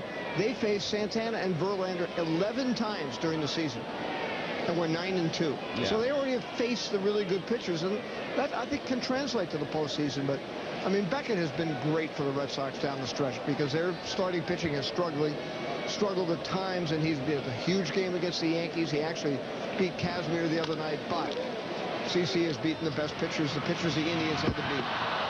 That's going to be an out at second base. Lee trying to break up the double play, and the ball was lost by Cairo as he was making the exchange from glove hand to throwing hand. So the out stands. Biggio to third, Lee out at second, Pence safe at first. Well, while we're talking about our favorites for these different awards, the fans have had a chance to vote as well at ESPN.com, and there's still time right now. Josh Beckett, 47% of the fans who have chimed in like Josh Beckett, 45% like CC Sabathia. A sort of an alarming lack of support there for John Lackey, but there's still plenty of time. You can go and make your voice heard at ESPN.com.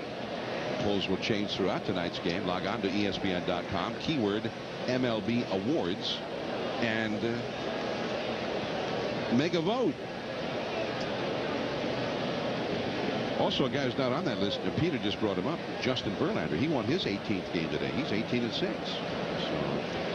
if you're a Tiger fan, I'm sure you're saying, wait a minute, where's Verlander's name on that list? Back to the screen by Loretta. It was interesting. I was doing a chat the other day, and I was talking about the guys, and I just drew a blank on CC Sabathia. I was talking, someone asked me a question about Beckett and whatever, and I started talking about Beckett. I started talking about, Lackey, and I just completely forgot about CC Sabathia. But there's no doubt in my mind that, like you said, if I was choosing the pitcher, to start a team with, it would be CC Sabathia. Sabathia had been a strike throwing machine this year too. 205 strikeouts and only 36 walks allowed. He's had 4 complete games. Second in the league in wins, first in the league in innings pitched, second in complete games, 4th in strikeouts. He's been outstanding up and down the list. But the same could be said for all of them. His teammate Fausto Carmona with the same number of wins leads the league in ERA. Josh Beckett first in wins, and the game is, of course, about wins and losses. And you can't downplay that. 4th in ERA, 7th in strikeouts. And it's not like Fenway Park is a great place to pitch. Rather cozy there for a pitcher. That big wall. Pitchers have often talked about when they pitch at Fenway. They look out to right field. It looks like that big green wall is right behind their right shoulder. Well, truthfully, if I was voting, I would go and look at run support. I'd look at everything. How much run support does each one of them have? How many errors has been made behind them, et cetera, because they're all so close. A little flare, and that's going to get it done. Tracked down by Cairo, scoring. The tying run is Biggio. Another run to the long list of runs scored by Biggio over the last 20 years. And Mark Loretta dunks one in to tie this game. Well, Mark Loretta may say, well, sometimes they do even out. He hit a shot his last time up at the third baseman, and he made a fabulous play on him. And now he breaks his bat off the end of the bat and bloops it over first base. So that's what you call evening things out. But that's actually good hitting. He was just flipping the ball the other way. It was a pretty tough pitch down and away, and he just flipped it the other way for a base hit. So here is Ty Wigginton. This, by the way, such has been the Cardinal pitching tonight. This is the first inning in which the Astros have even gotten a man into scoring position. That ball is hammered foul by Wigginton, who has flied to shallow right center and struck out. He's 0 for 2. Well, they only had the one base hit coming into this inning, and that one base hit was by Berkman back in the 4th inning. Wellemeyer, the starter, went 5, allowed just the one hit while he was in there. He was superb. Percival pitched a perfect 6th inning with 1 strikeout. Now Springer here in the 7th, giving up a run. It's 1-1. And Roy Oswalt has allowed just 1 unearned run. The Cardinals had a lot of opportunities in the first 3 innings against Oswalt and only scored on an error. But you can say that about a lot of great pitchers. If you don't get to them early on, you don't get to them. They seem to build up momentum and find their rhythm as the game goes along, and are at their most vulnerable early on.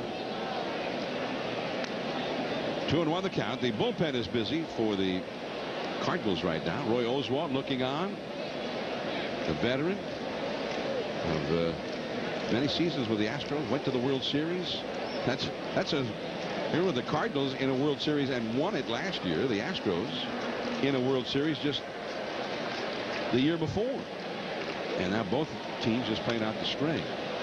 And that's a high foul. In fact, the team that won the World Series 2 years ago, the White Sox, they're battling to stay out of last place in the American League Central this year. They were a half game, in fact, are a half game ahead of Kansas City for last place right now in the division.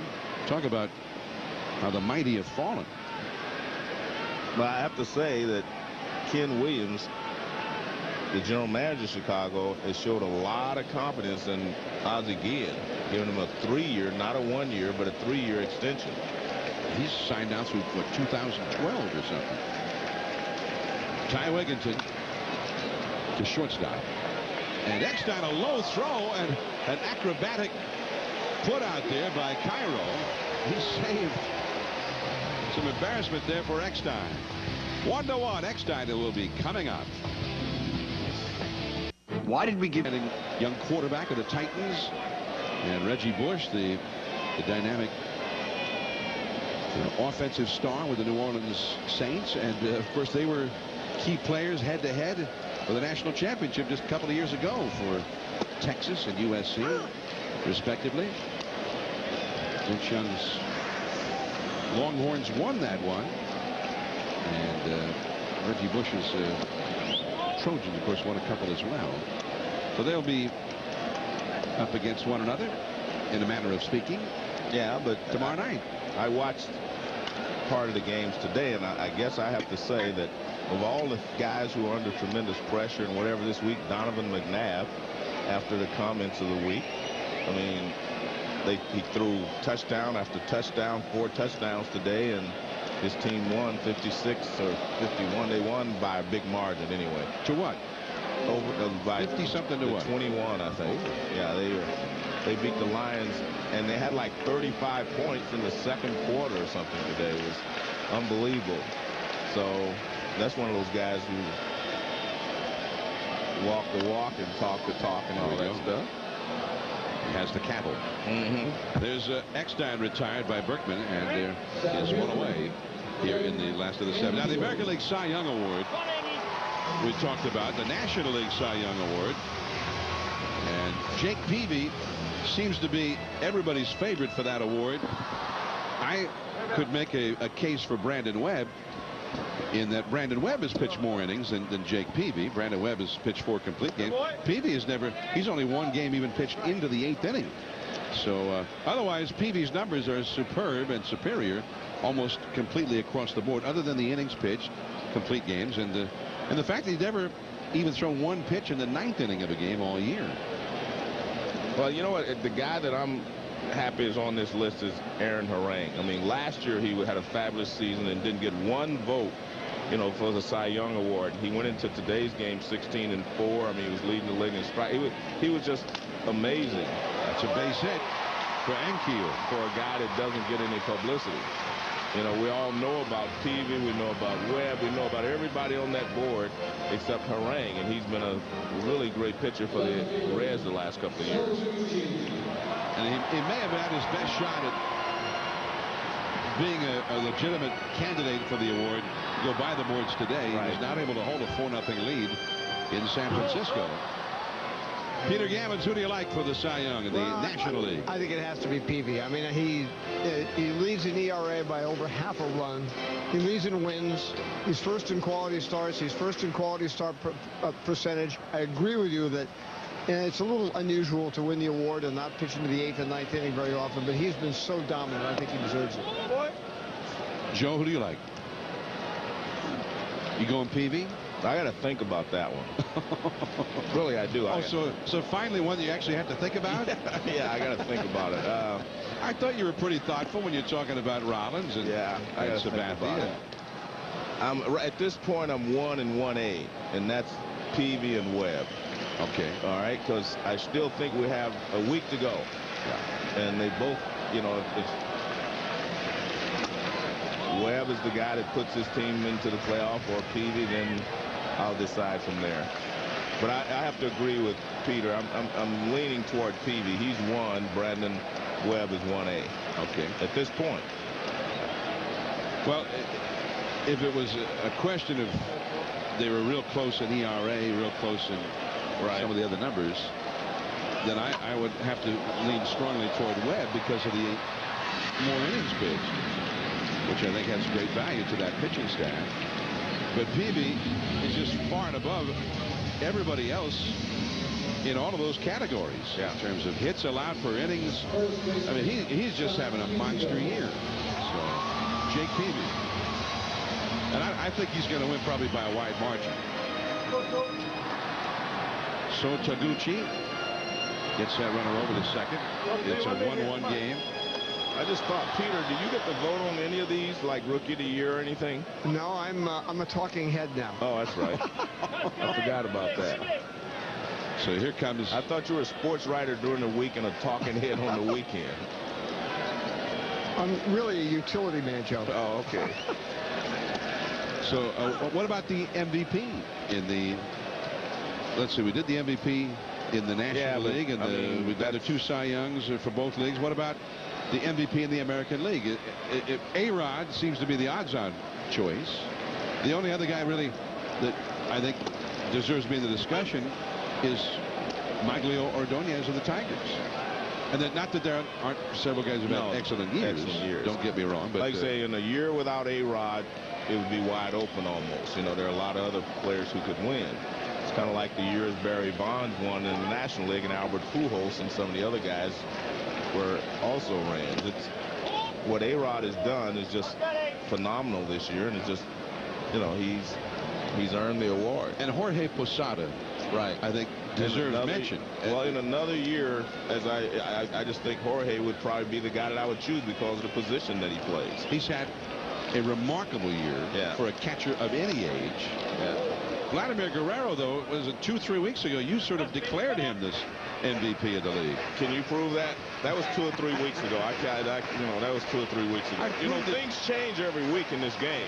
But I think now I'm going to stick A-Rod. I don't care what happens the rest of the way. I'm going to stick with A-Rod. How's that? 52 home runs, 146 ribbies. He had 4 hits yesterday. I mean, I'm gonna stick with him. Well, and nobody's had the number of game-ending home runs, game-ending hits, hits where his team was down in their last at bat, but trailing, and he made him a winner with one swing of the bat.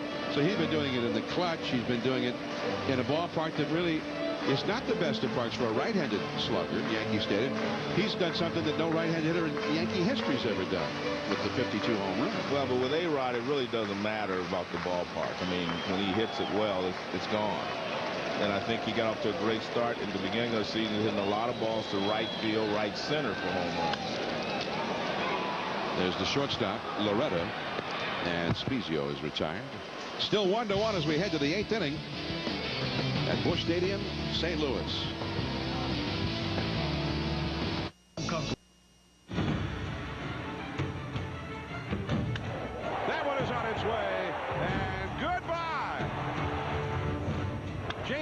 LaRue has gotten a hold of one. On its way and out of here. Now Lowell, they're playing home run derby early this year at Fenway Park. That ball is hit. Number 4 in a row.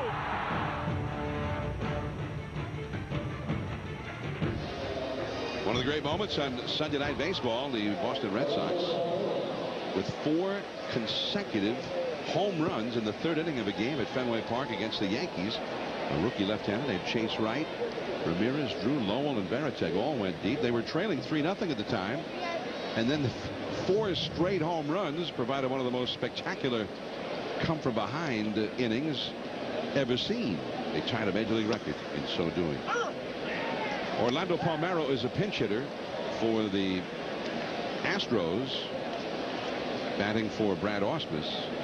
And apparently we have seen the last of Roy Oswalt because Jason Lane has come out on deck with Oswalt due up next. And a new pitcher's in there. Brian Falkenborg is now pitching for the Cardinals. Chad Qualls getting ready in the Astros bullpen. Oh, it's Mike Lamb on deck, not Jason Lane. I beg your pardon. There's Lamb, a lefty. Lane is a right-handed hitter. The ball out of play by Palmeiro, who's become sort of a utility outfielder, but a pinch hitting specialist.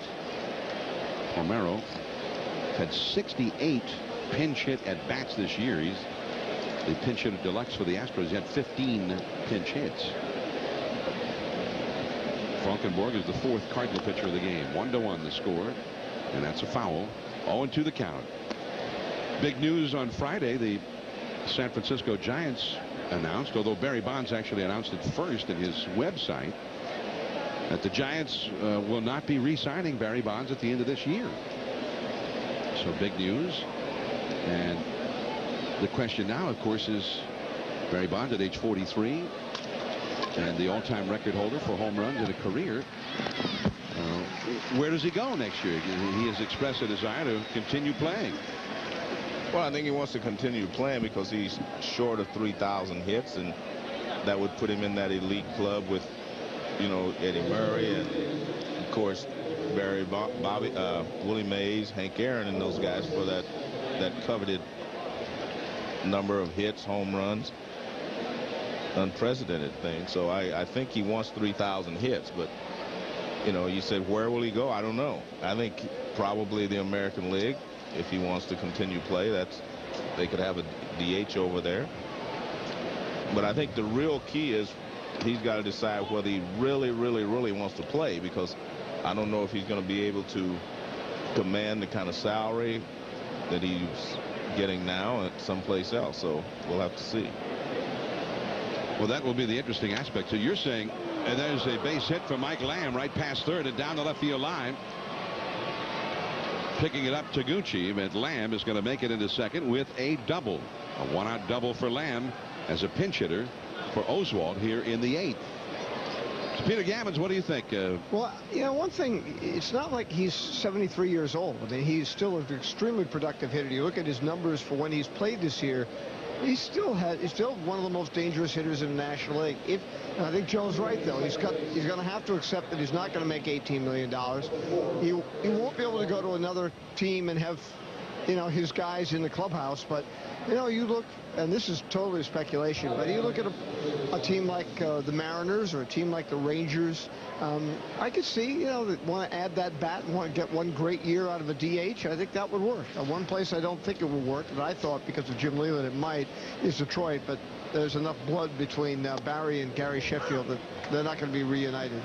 I think of all the places you mentioned there, I think Seattle could be interesting, you know, because getting a DH up there in Seattle with playing with Ichiro, Beltran, all these guys that have produced this year, Vidro, one more bat could make a difference.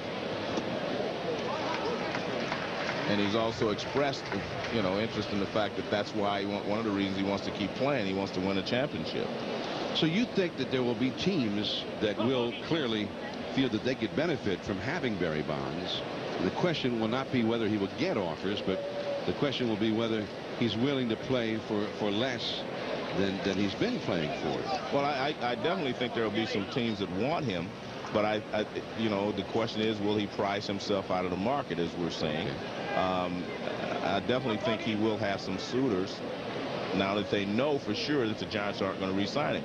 You know, a lot of people were speculating that last year he wasn't getting offers, but I think everyone assumed that he was going back to the Giants. Now you know he's not going back to the Giants. So you can make up your mind whether you want him on your team to help you or, you know, if he fits in or not. Before it was just kind of what if. So, Peter, you think the same thing? Because I know that there's been a lot written over the weekend after the announcement by the Giants that he wasn't coming back, that would there be any offers for Barry Bonds? Now, Joe feels that absolutely. How about you? I do too, because I still think he's one of the better hitters in the game. I mean, and I think that maybe moving on to another situation for a year might just, you know, be better air for him to play and perform, and it's just, and the record chase is over, so he's not going to be, you know, there won't be all the media attention that there was this last year. Again, look at those numbers and then find how many hitters are around that can duplicate them. Well, he's got 28 home runs this year, 132 walks, 75 runs scored, hitting .279. So, like you said, those are productive numbers. But again, he's done that about 330 at bats. We should add the 28 home runs. Just in time to get Josh Anderson. Nice play there by Brendan Ryan. Over to third goes Bruntlett, the pinch runner. Well, I think the other point is that Peter was alluding to, and I think we all agree, he may have to check his ego at the door, because he may not be the guy on another team. You know, he may not be if he goes up there and Ichiro's there, or if he goes some other team where there was something else, then, you know, he may not be the guy. And look at the spontaneous reaction as Craig Biggio comes to the plate for what may be his final at bat at Busch Stadium, St. Louis, and he doffs his batting helmet in appreciation. A standing ovation from the great fans of St. Louis in appreciation of a great career. Craig Biggio, and a curveball hangs high and tight from Falkenborg. Biggio said one of the most touching things for him is since he announced his retirement effective at the end of the season, has been these spontaneous outpourings of affection from fans on the road. Along the right field line, and getting there, Schumacher. That is the inning. Craig Biggio, perhaps his final at bat in St. Louis. Thanks for the memories.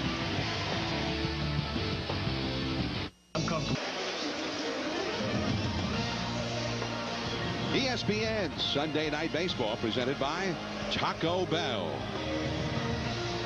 St. Louis, the final home game for the Cardinals, the defending Major League World Series champions. Cardinals won, the Astros won, and we've got changes. A new pitcher comes in, Chad Qualls, in relief of Roy Oswalt. So Qualls takes over for Oswalt. Oswalt went 7, allowed 1 unearned run. And the batter Skip Schumacher, and that's a called strike. Also a new catcher is in the game. J.R. Tolles, a rookie, who's had quite a weekend here in St. Louis. He had an 8 RBI game in the first game of the series.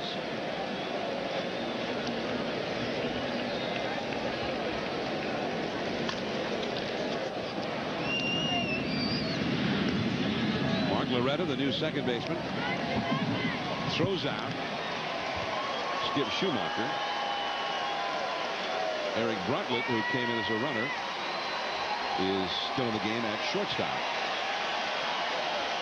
And the ovation of the crowd now is for the local favorite, Jim Edmonds.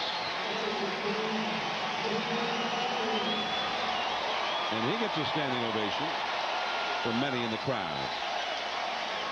There's been an injury-riddled season for Edmonds, hitting .250, 12 homers, 48 batted in, and 360 at bats. A far cry from Edmonds at his best, when we could pretty much pencil him in for 30 to 40 home runs a year and over 100 RBIs and great defensive work in center field. In that 6-year period through 2005, he averaged 35 homers, 98 batted in. Last year fell off considerably. And the catch was made by Josh Anderson. That one was knuckling.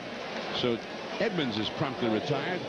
And let's go to the studio for a SportsCenter 30 at 30 update with Dory Noka. All right, guys. Carl Edwards got through a caution-filled day in Dover to win his first chase race in 2 seasons, but then his car failed post-race inspection. NASCAR doesn't think it was intentional, though Edwards may face a fine and a docking of points. And the Cubbies beat the Pirates 8-zip. Couple that with a Brewers loss, and it's a 3.5-game lead for the Cubs in the NL Central. Highlights and plenty more on SportsCenter after the game. You can always stay current with ESPN News. Kelly Stinnett with the ground out to Eric Bruntlett.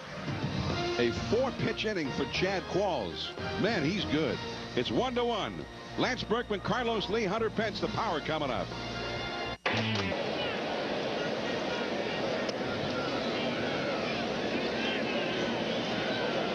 Astros won, Cardinals won, top of the 9th inning.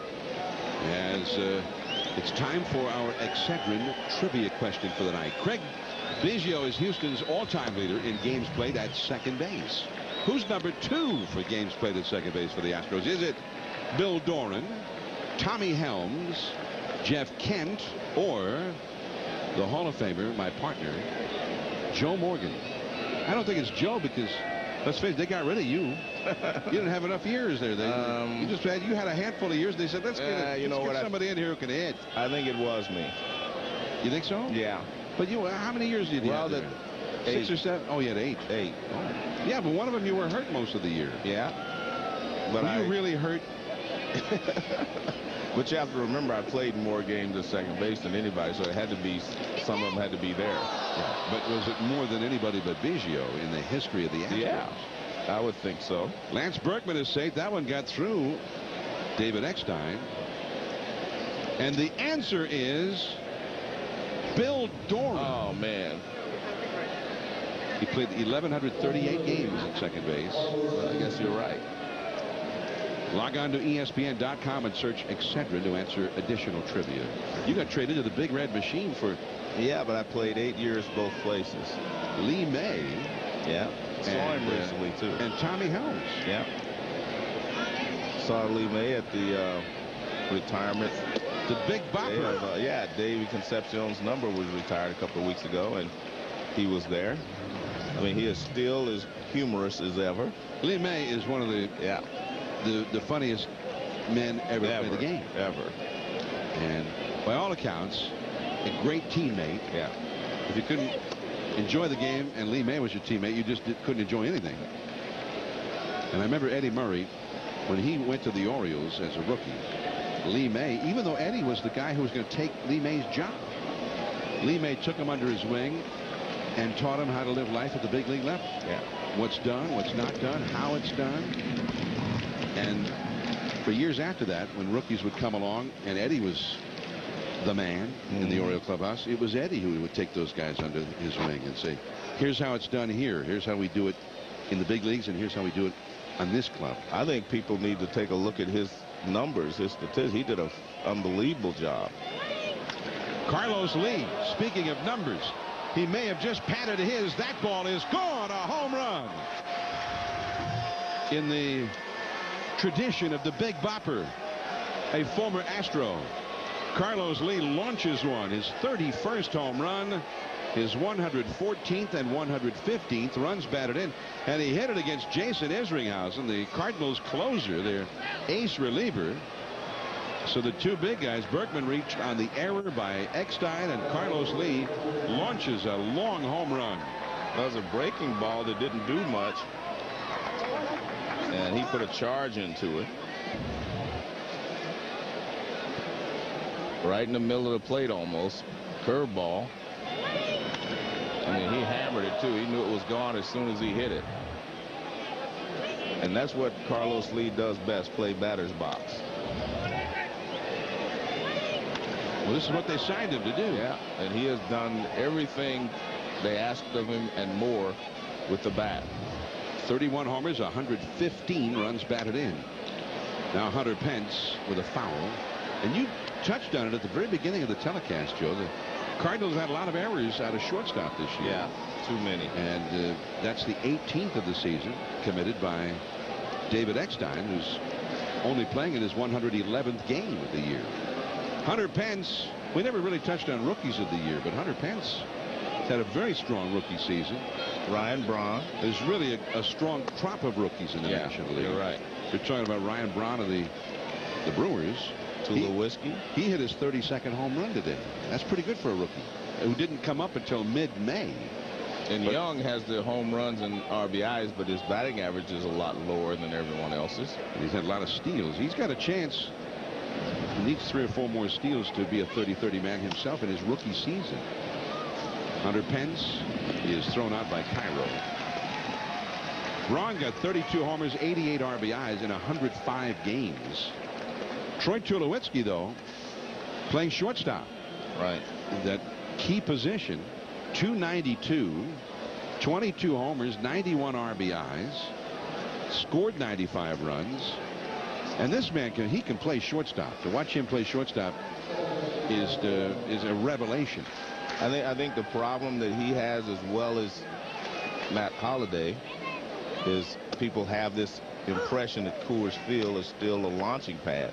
And the last report I had, that Holliday had hit 11 home runs on the road. Yeah. So 25. Yeah, most of his home runs had come in Coors Field. Well, it's still they have the humidor. It's not what it used to be. The humidor. Oh, you mean Coors Field's not what it used to be? Because you're saying the humidor is not what it used to be. No, the humidor apparently is working just fine, and offense is more reasonable there. But it's still a very good place to hit. Yeah. It's still a mile high there. The ball carries well. Brad Lidge, the closer, getting ready for the Astros, and at first base, it's handled by Spezio. Loretta is at number 2. Oh yeah, Peter Gammons, National League Rookie of the Year. Who do you like? I tend to agree. I think Ryan Braun has just been such a dominant offensive player. He's not a great third baseman, but he can run. He's hit for power. It is really close between him and Tulowitzki, but I tend to go with Braun, and he's done it so well in the pennant race, as has Tulowitzki. And I think, you know, John, you mentioned it. Tulowitzki is a remarkable athlete, much more athletic than people realize. He really is something. Well, I'm a little bit defensive there because I haven't seen Tulowitzki play that much. You know, we didn't do any Rockies games. I've seen him a couple of times on TV. And then I see him in the highlights, but everybody looks good in the highlights. Yeah. or they're not in the highlights. Yeah, but I haven't had a chance to really watch him play a lot, so I'm a little bit. I don't have a real good feel for that. That ball is ripped by Wigginton into the left field corner. It's foul. Foul ball. All right, so who do you like? Who's your rookie of the year? Ryan Braun. I would give it to Ryan Braun because I've seen him play a lot. I just haven't seen Tulowitzki. And you know I'm partial to infielders, so if I would have seen Tulowitzki play a lot, I may be leaning the other way. Well, I'm going with Tulowitzki. Yeah. Just because I appreciate it. And he was turning double plays and making great plays for 6 weeks before Braun got to the big leagues. Yeah. And that's my bad because I usually watch everyone play. You know, I have that satellite where I can watch everybody, but I have not seen him play very much. Well, these are both guys who have just been tremendous in their rookie seasons, that's for sure. Braun had a big 3-run homer today in Atlanta. Yeah. Didn't do him any good. Didn't do him any good. They could not hold their early lead in that game. They were ahead 4-1 into the late innings and gave it up. That was a play at second base that changed the whole complexion of the game. Got Ned Yost ejected. Yeah, I got him ejected. All right, what about the American League? Rookie of the Year, American League. Because I think Dustin Pedroia, for me, with the Red Sox. Delman Young of Tampa Bay is another candidate as Wigginton lobs one into center for a base hit. Delman Young, we never hear about him playing down at Tampa in St. Petersburg, but hitting .294, 13 homers, 93 batted in. That's a pretty good rookie season right there. Brian Bannister, a former Met in Kansas City, also having an excellent year for the Royals, a team down at the bottom of the standing, but he's 12-9. By the way, there's a fan has come running out onto the field, so the ballpark security is going to apprehend that fan. So, Peter, who do you like for American League Rookie of the Year? Well, I also like Pedroia. I mean, Delman Young, his upside, he's a very diligent guy. He's going to be a great player. But Pedroia has been the heart of the Red Sox. He's defensively, and he's improved so much and made so many adjustments as a hitter. I really believe that Pedroia has been the key guy, and he's done it in the pennant race all year long and gotten better as the season went along. So it sounds like you're saying not just maybe Rookie of the Year for the whole American League, but maybe even should get some MVP consideration for the Red Sox on there for their club MVP. Well, maybe. I think Mike Lowell and David Ortiz would still be their MVPs. Or, you know, people overlook Ortiz because he's been hurt all year, but he's had a monster second half. His OPS is about 1,200, and Lowell's had a great year, knocking in 100 runs. But Pedroia's been a key element of that team, and playing second base and hitting in that 2-hole in front of Ortiz and Lowell. 3-1 Astros in the 9th inning. And we'll pick up that discussion, but the Cardinals have made a pitching change. It is Kelvin Jimenez on for Isringhausen. 3-1 Astros. We'll be back. Sunday Night Baseball from St. Louis, and Jason Isringhausen came in to face the big sluggers of the Astros lineup, and he was not able to contain them. An error by Eckstein on a ground ball hit by Berkman, and then Carlos Lee launched a home run. Then with 2 down, a single by Wigginton. And with the Cardinals having another ball game tomorrow night in Milwaukee, they'll get back into the pennant race facing the Brewers, and so La Russa did not want to overtax Isringhausen in what looks now to be a losing cause tonight. So here is J.R. Tolles, the rookie catcher, had an 8 RBI game and an 18-1 Astros shellacking on Thursday over the Cardinals right here. And disappointing there for Isringhausen because he's had a sensational year. 61 innings, 37 hits allowed before tonight. So here is Tolles with a runner at first. Now Peter Gammons, Joe, he likes Dustin Pedroia for the American League Rookie of the Year. How about you? I got 1 and 1A again. The season's not over yet, I guess I'll have to say. I'm reserving. I'm 1 Pedroia, 1A would be Delman Young. Those are the way I'm looking. If Delman Young drives in 100 runs, it's going to be hard for me to go against that. It's a base hit for Tolles. Right through the hole. Over to second is Wigginton in holding. I mean, anytime a rookie drives in 100 runs, I think that's very hard to overcome. Just like you were talking about Tulowitzki, if he gets 7 more RBIs, for 100. Well, I'm going to go a step further, and I think in terms of Delman Young, I'm just going to pick him as the Rookie of the Year simply because he plays in St. Petersburg and he gets no publicity at all, and he's put together a splendid year for that young ball club.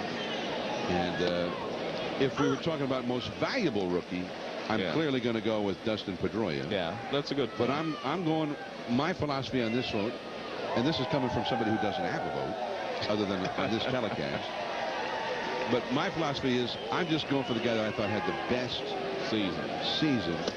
So he's the Rookie of the Year for me in that regard. Pedroia would be certainly my most valuable rookie.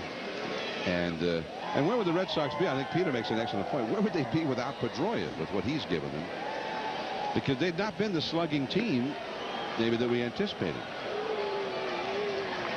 And that defense has been a critical element, and Pedroia has just been superb in every aspect of the game. A winning player. 0-2 the count to Eric Bruntlett. 3-1 the Astros lead here in the 9th inning.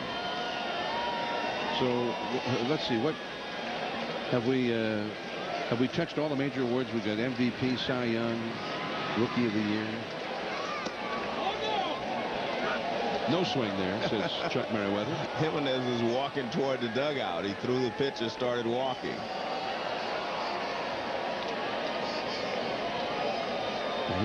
He saw that check swing differently than did Chuck Merriweather. Wigginton at second, Tolles at first. 3-1 Astros in the 9th inning. The slider popped up, and Jimenez will let the catcher take it. I think he wanted to go for it himself, but Stinnett grabs it. Last chance for the Cardinals. Maybe we'll see Albert Pujols here in the 9th.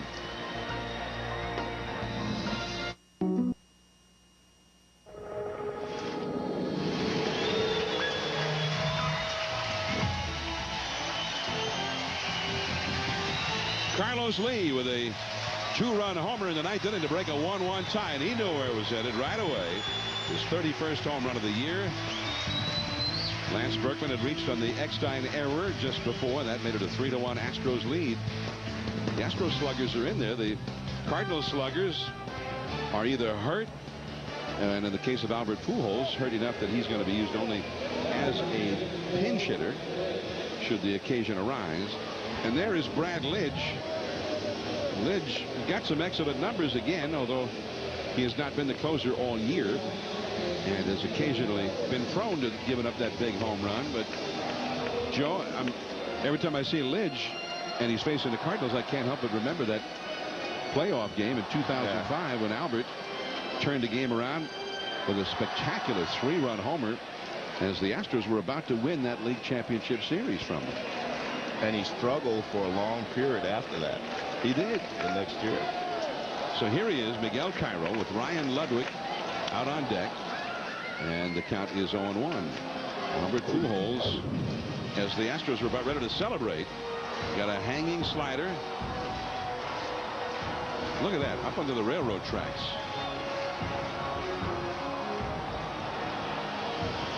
And Pujols, as it turned out, though, was just delaying the inevitable.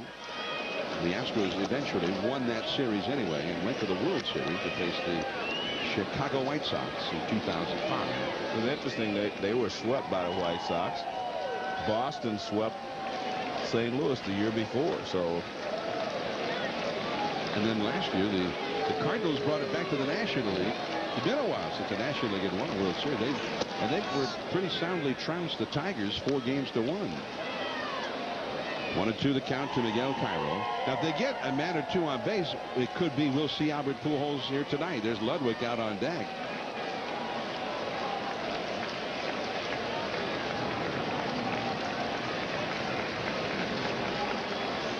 And that's a ball. We haven't had an Albert sighting just yet. Well, the final week, Joe's promised to be very exciting. The whole National League is still up for grabs. The wild card, the Padres just by a half game over Philadelphia and a game and a half over Colorado. Colorado's won 8 in a row. The Matt Holliday, Garrett Atkins, Troy Tulowitzki, Todd Helton Rockies. That's a base hit to right. Well, they've actually been doing it without Holliday. He has a strain, oblique muscle strain, so he hasn't been playing. And we'll have a lot of coverage at ESPN in the final week. The Atlanta Braves. Chipper Jones is perhaps going to win a batting championship up against Ryan Howard, Jimmy Rollins, Chase Utley, and the Phillies at 7 o'clock. The hunt for October presented by Holiday Inn. It looks like Kyle Lohse for the Phillies that night against Tim Hudson. Himself having an excellent year, a 16-game winner. And the Braves have not given up just yet either, Joe. They're now 4.5 back of the Mets. They're still a long shot. They've only got 6 games to go. But also 3.5 out in that wild card. So the Bobby Cox's Atlanta Braves are not conceding just yet. Ryan Ludwig is the pinch hitter with Eckstein out on deck. Tony La Russa last night when he used Albert Pujols as a pinch hitter put him into a bases loaded situation. Albert came through with a single, knocked in 2.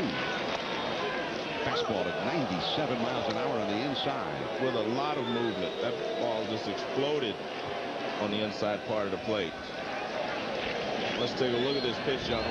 Watch where it starts and where it ends up. It starts toward the outside. Look at that ball tail.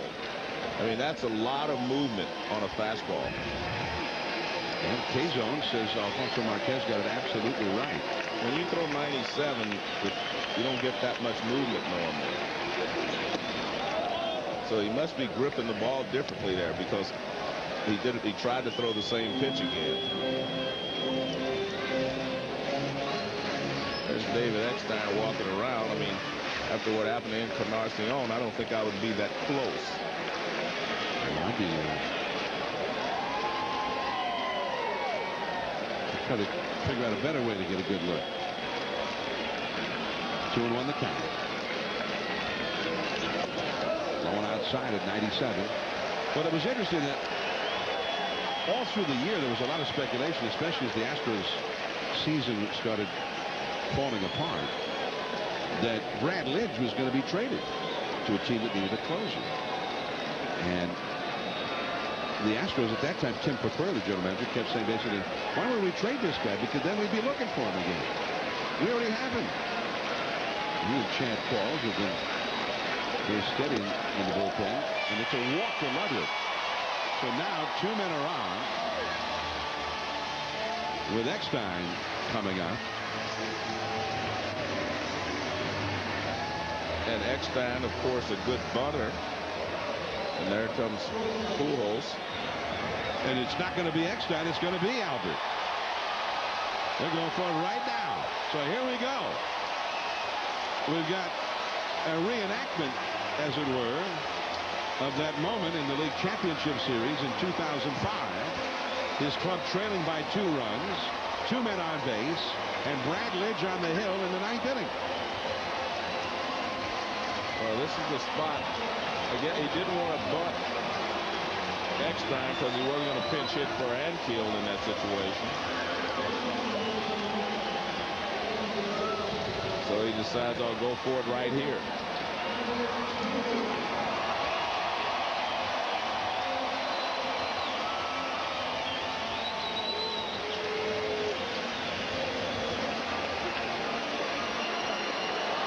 Albert hitting .322, 31 homers, 98 batted in. He's driven in 100 runs in 6 consecutive years. No National League player in history has ever done it 7 straight years at the start of a career. 0-1, 97 miles an hour. Now, in the regular season, Albert has never done much against Brad Lidge, only 3 for 14. Of course, that excludes the postseason.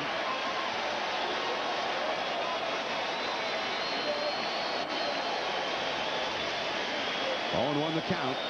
2 men on, the possible tying runs on base. Everybody standing to his left here at Busch Stadium.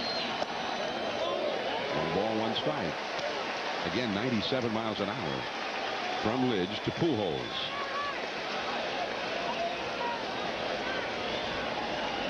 Cecil Cooper, the interim manager for the Astros, and perhaps he'll get that contract as the full-time manager for next year. Trying to get out of here and take this series 3 out of 4 from the Cardinals. Off the top of the wall. Wow. It's 3-2. Cairo scores. Ludwig to third. And Albert did not get good wood on that ball and still hit it off the left field wall. Well, it just wasn't high enough to get out. And Albert will leave the game with his 99th RBI of the season. And he did not miss a game-winning 3-run homer by much.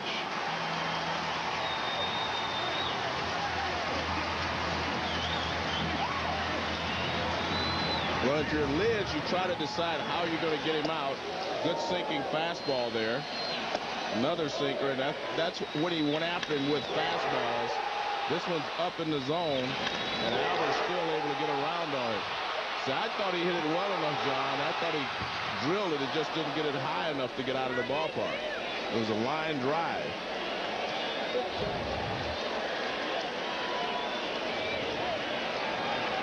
So now out of the Cardinal dugout comes Brian Barton as the pinch runner for Pujols. And Barton is the possible winning run. The batter is Rick Ankiel, trying to get that tying run home from third at least. The middle infield pulled in a bit. They will sacrifice the winning run to get a double play, or the tying run, I beg your pardon, to get a double play.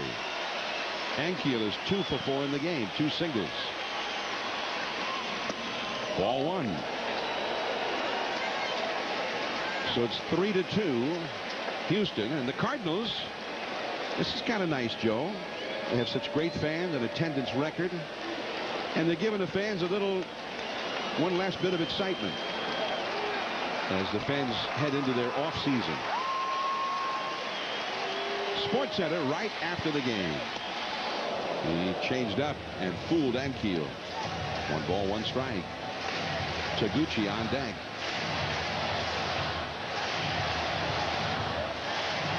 It's such a interesting thing to watch Lidge because he has so many weapons, and you just wonder how he ever gets hit. I mean, you really do. A ball and a strike. 2 men on, nobody out. Another changeup. Yeah, and he's got that great slider. He's got an excellent fastball. When he throws that slider well, it's unhittable. Exactly. That's why it's just. And his fastball, we saw a little different type of fastball, you know, to the first hitter, Cairo. I mean, that real running fastball that tails in on the right-handed hitter. Holding the ball back behind his right hip as he reads the sign. Now he's ready. 1 and 2. Ooh. Is that a splitter? It looked like a splitter. Yeah. 1 and 2. It has to be because he's throwing it so hard, and I don't see him changing his arm angle at all to get, you know, it's a change-up motion.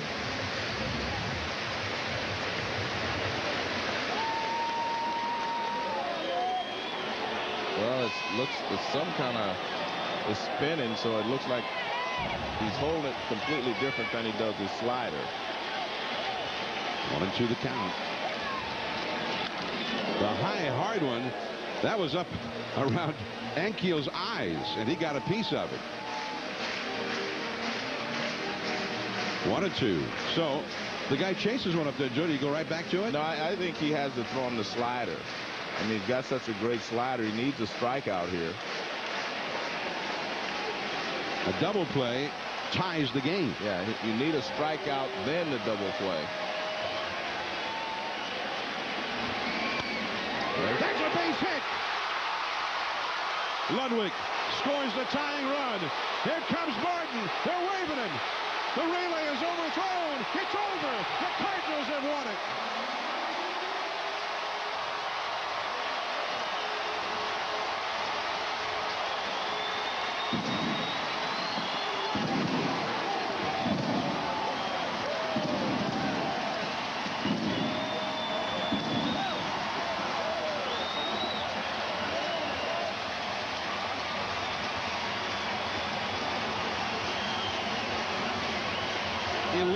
Ago, they poured out of that same dugout onto the same infield and celebrated the World Series championship.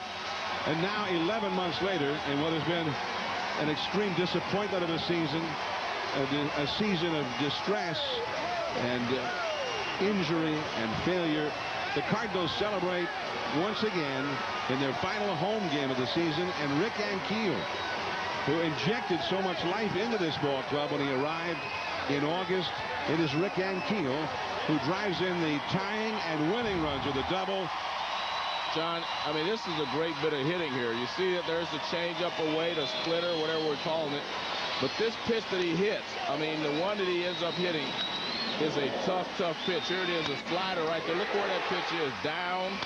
And I mean, he rips it past Berkman at first base. And you can see that once it got past Berkman, the game was over.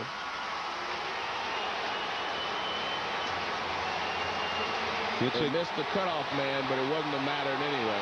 It's a game-ending triple. That's the way it's scored. A 2-run triple for Ankiel, and then he received the celebration of his joyful teammates. So one last bit of excitement for the fans to help carry them through the off season, the winter months to come. And Rick Ankiel has been chosen as our Chevrolet player of the game. He had 3 hits, including the game-winning triple. In recognition, Chevrolet will make a $1,000 contribution to Major League Baseball's youth outreach program, reviving baseball in the inner cities. And our 18th season of Sunday Night Baseball comes to an end. Thank you so much for tuning in. We hope you enjoyed the telecast. We'll see you next year. And also be sure and tune in to ESPN Radio for all the postseason games in October. For Joe Morgan and Peter Gammons, this is John Miller one last time. So long from Busch Stadium in St. Louis. The Cardinals beat the Astros.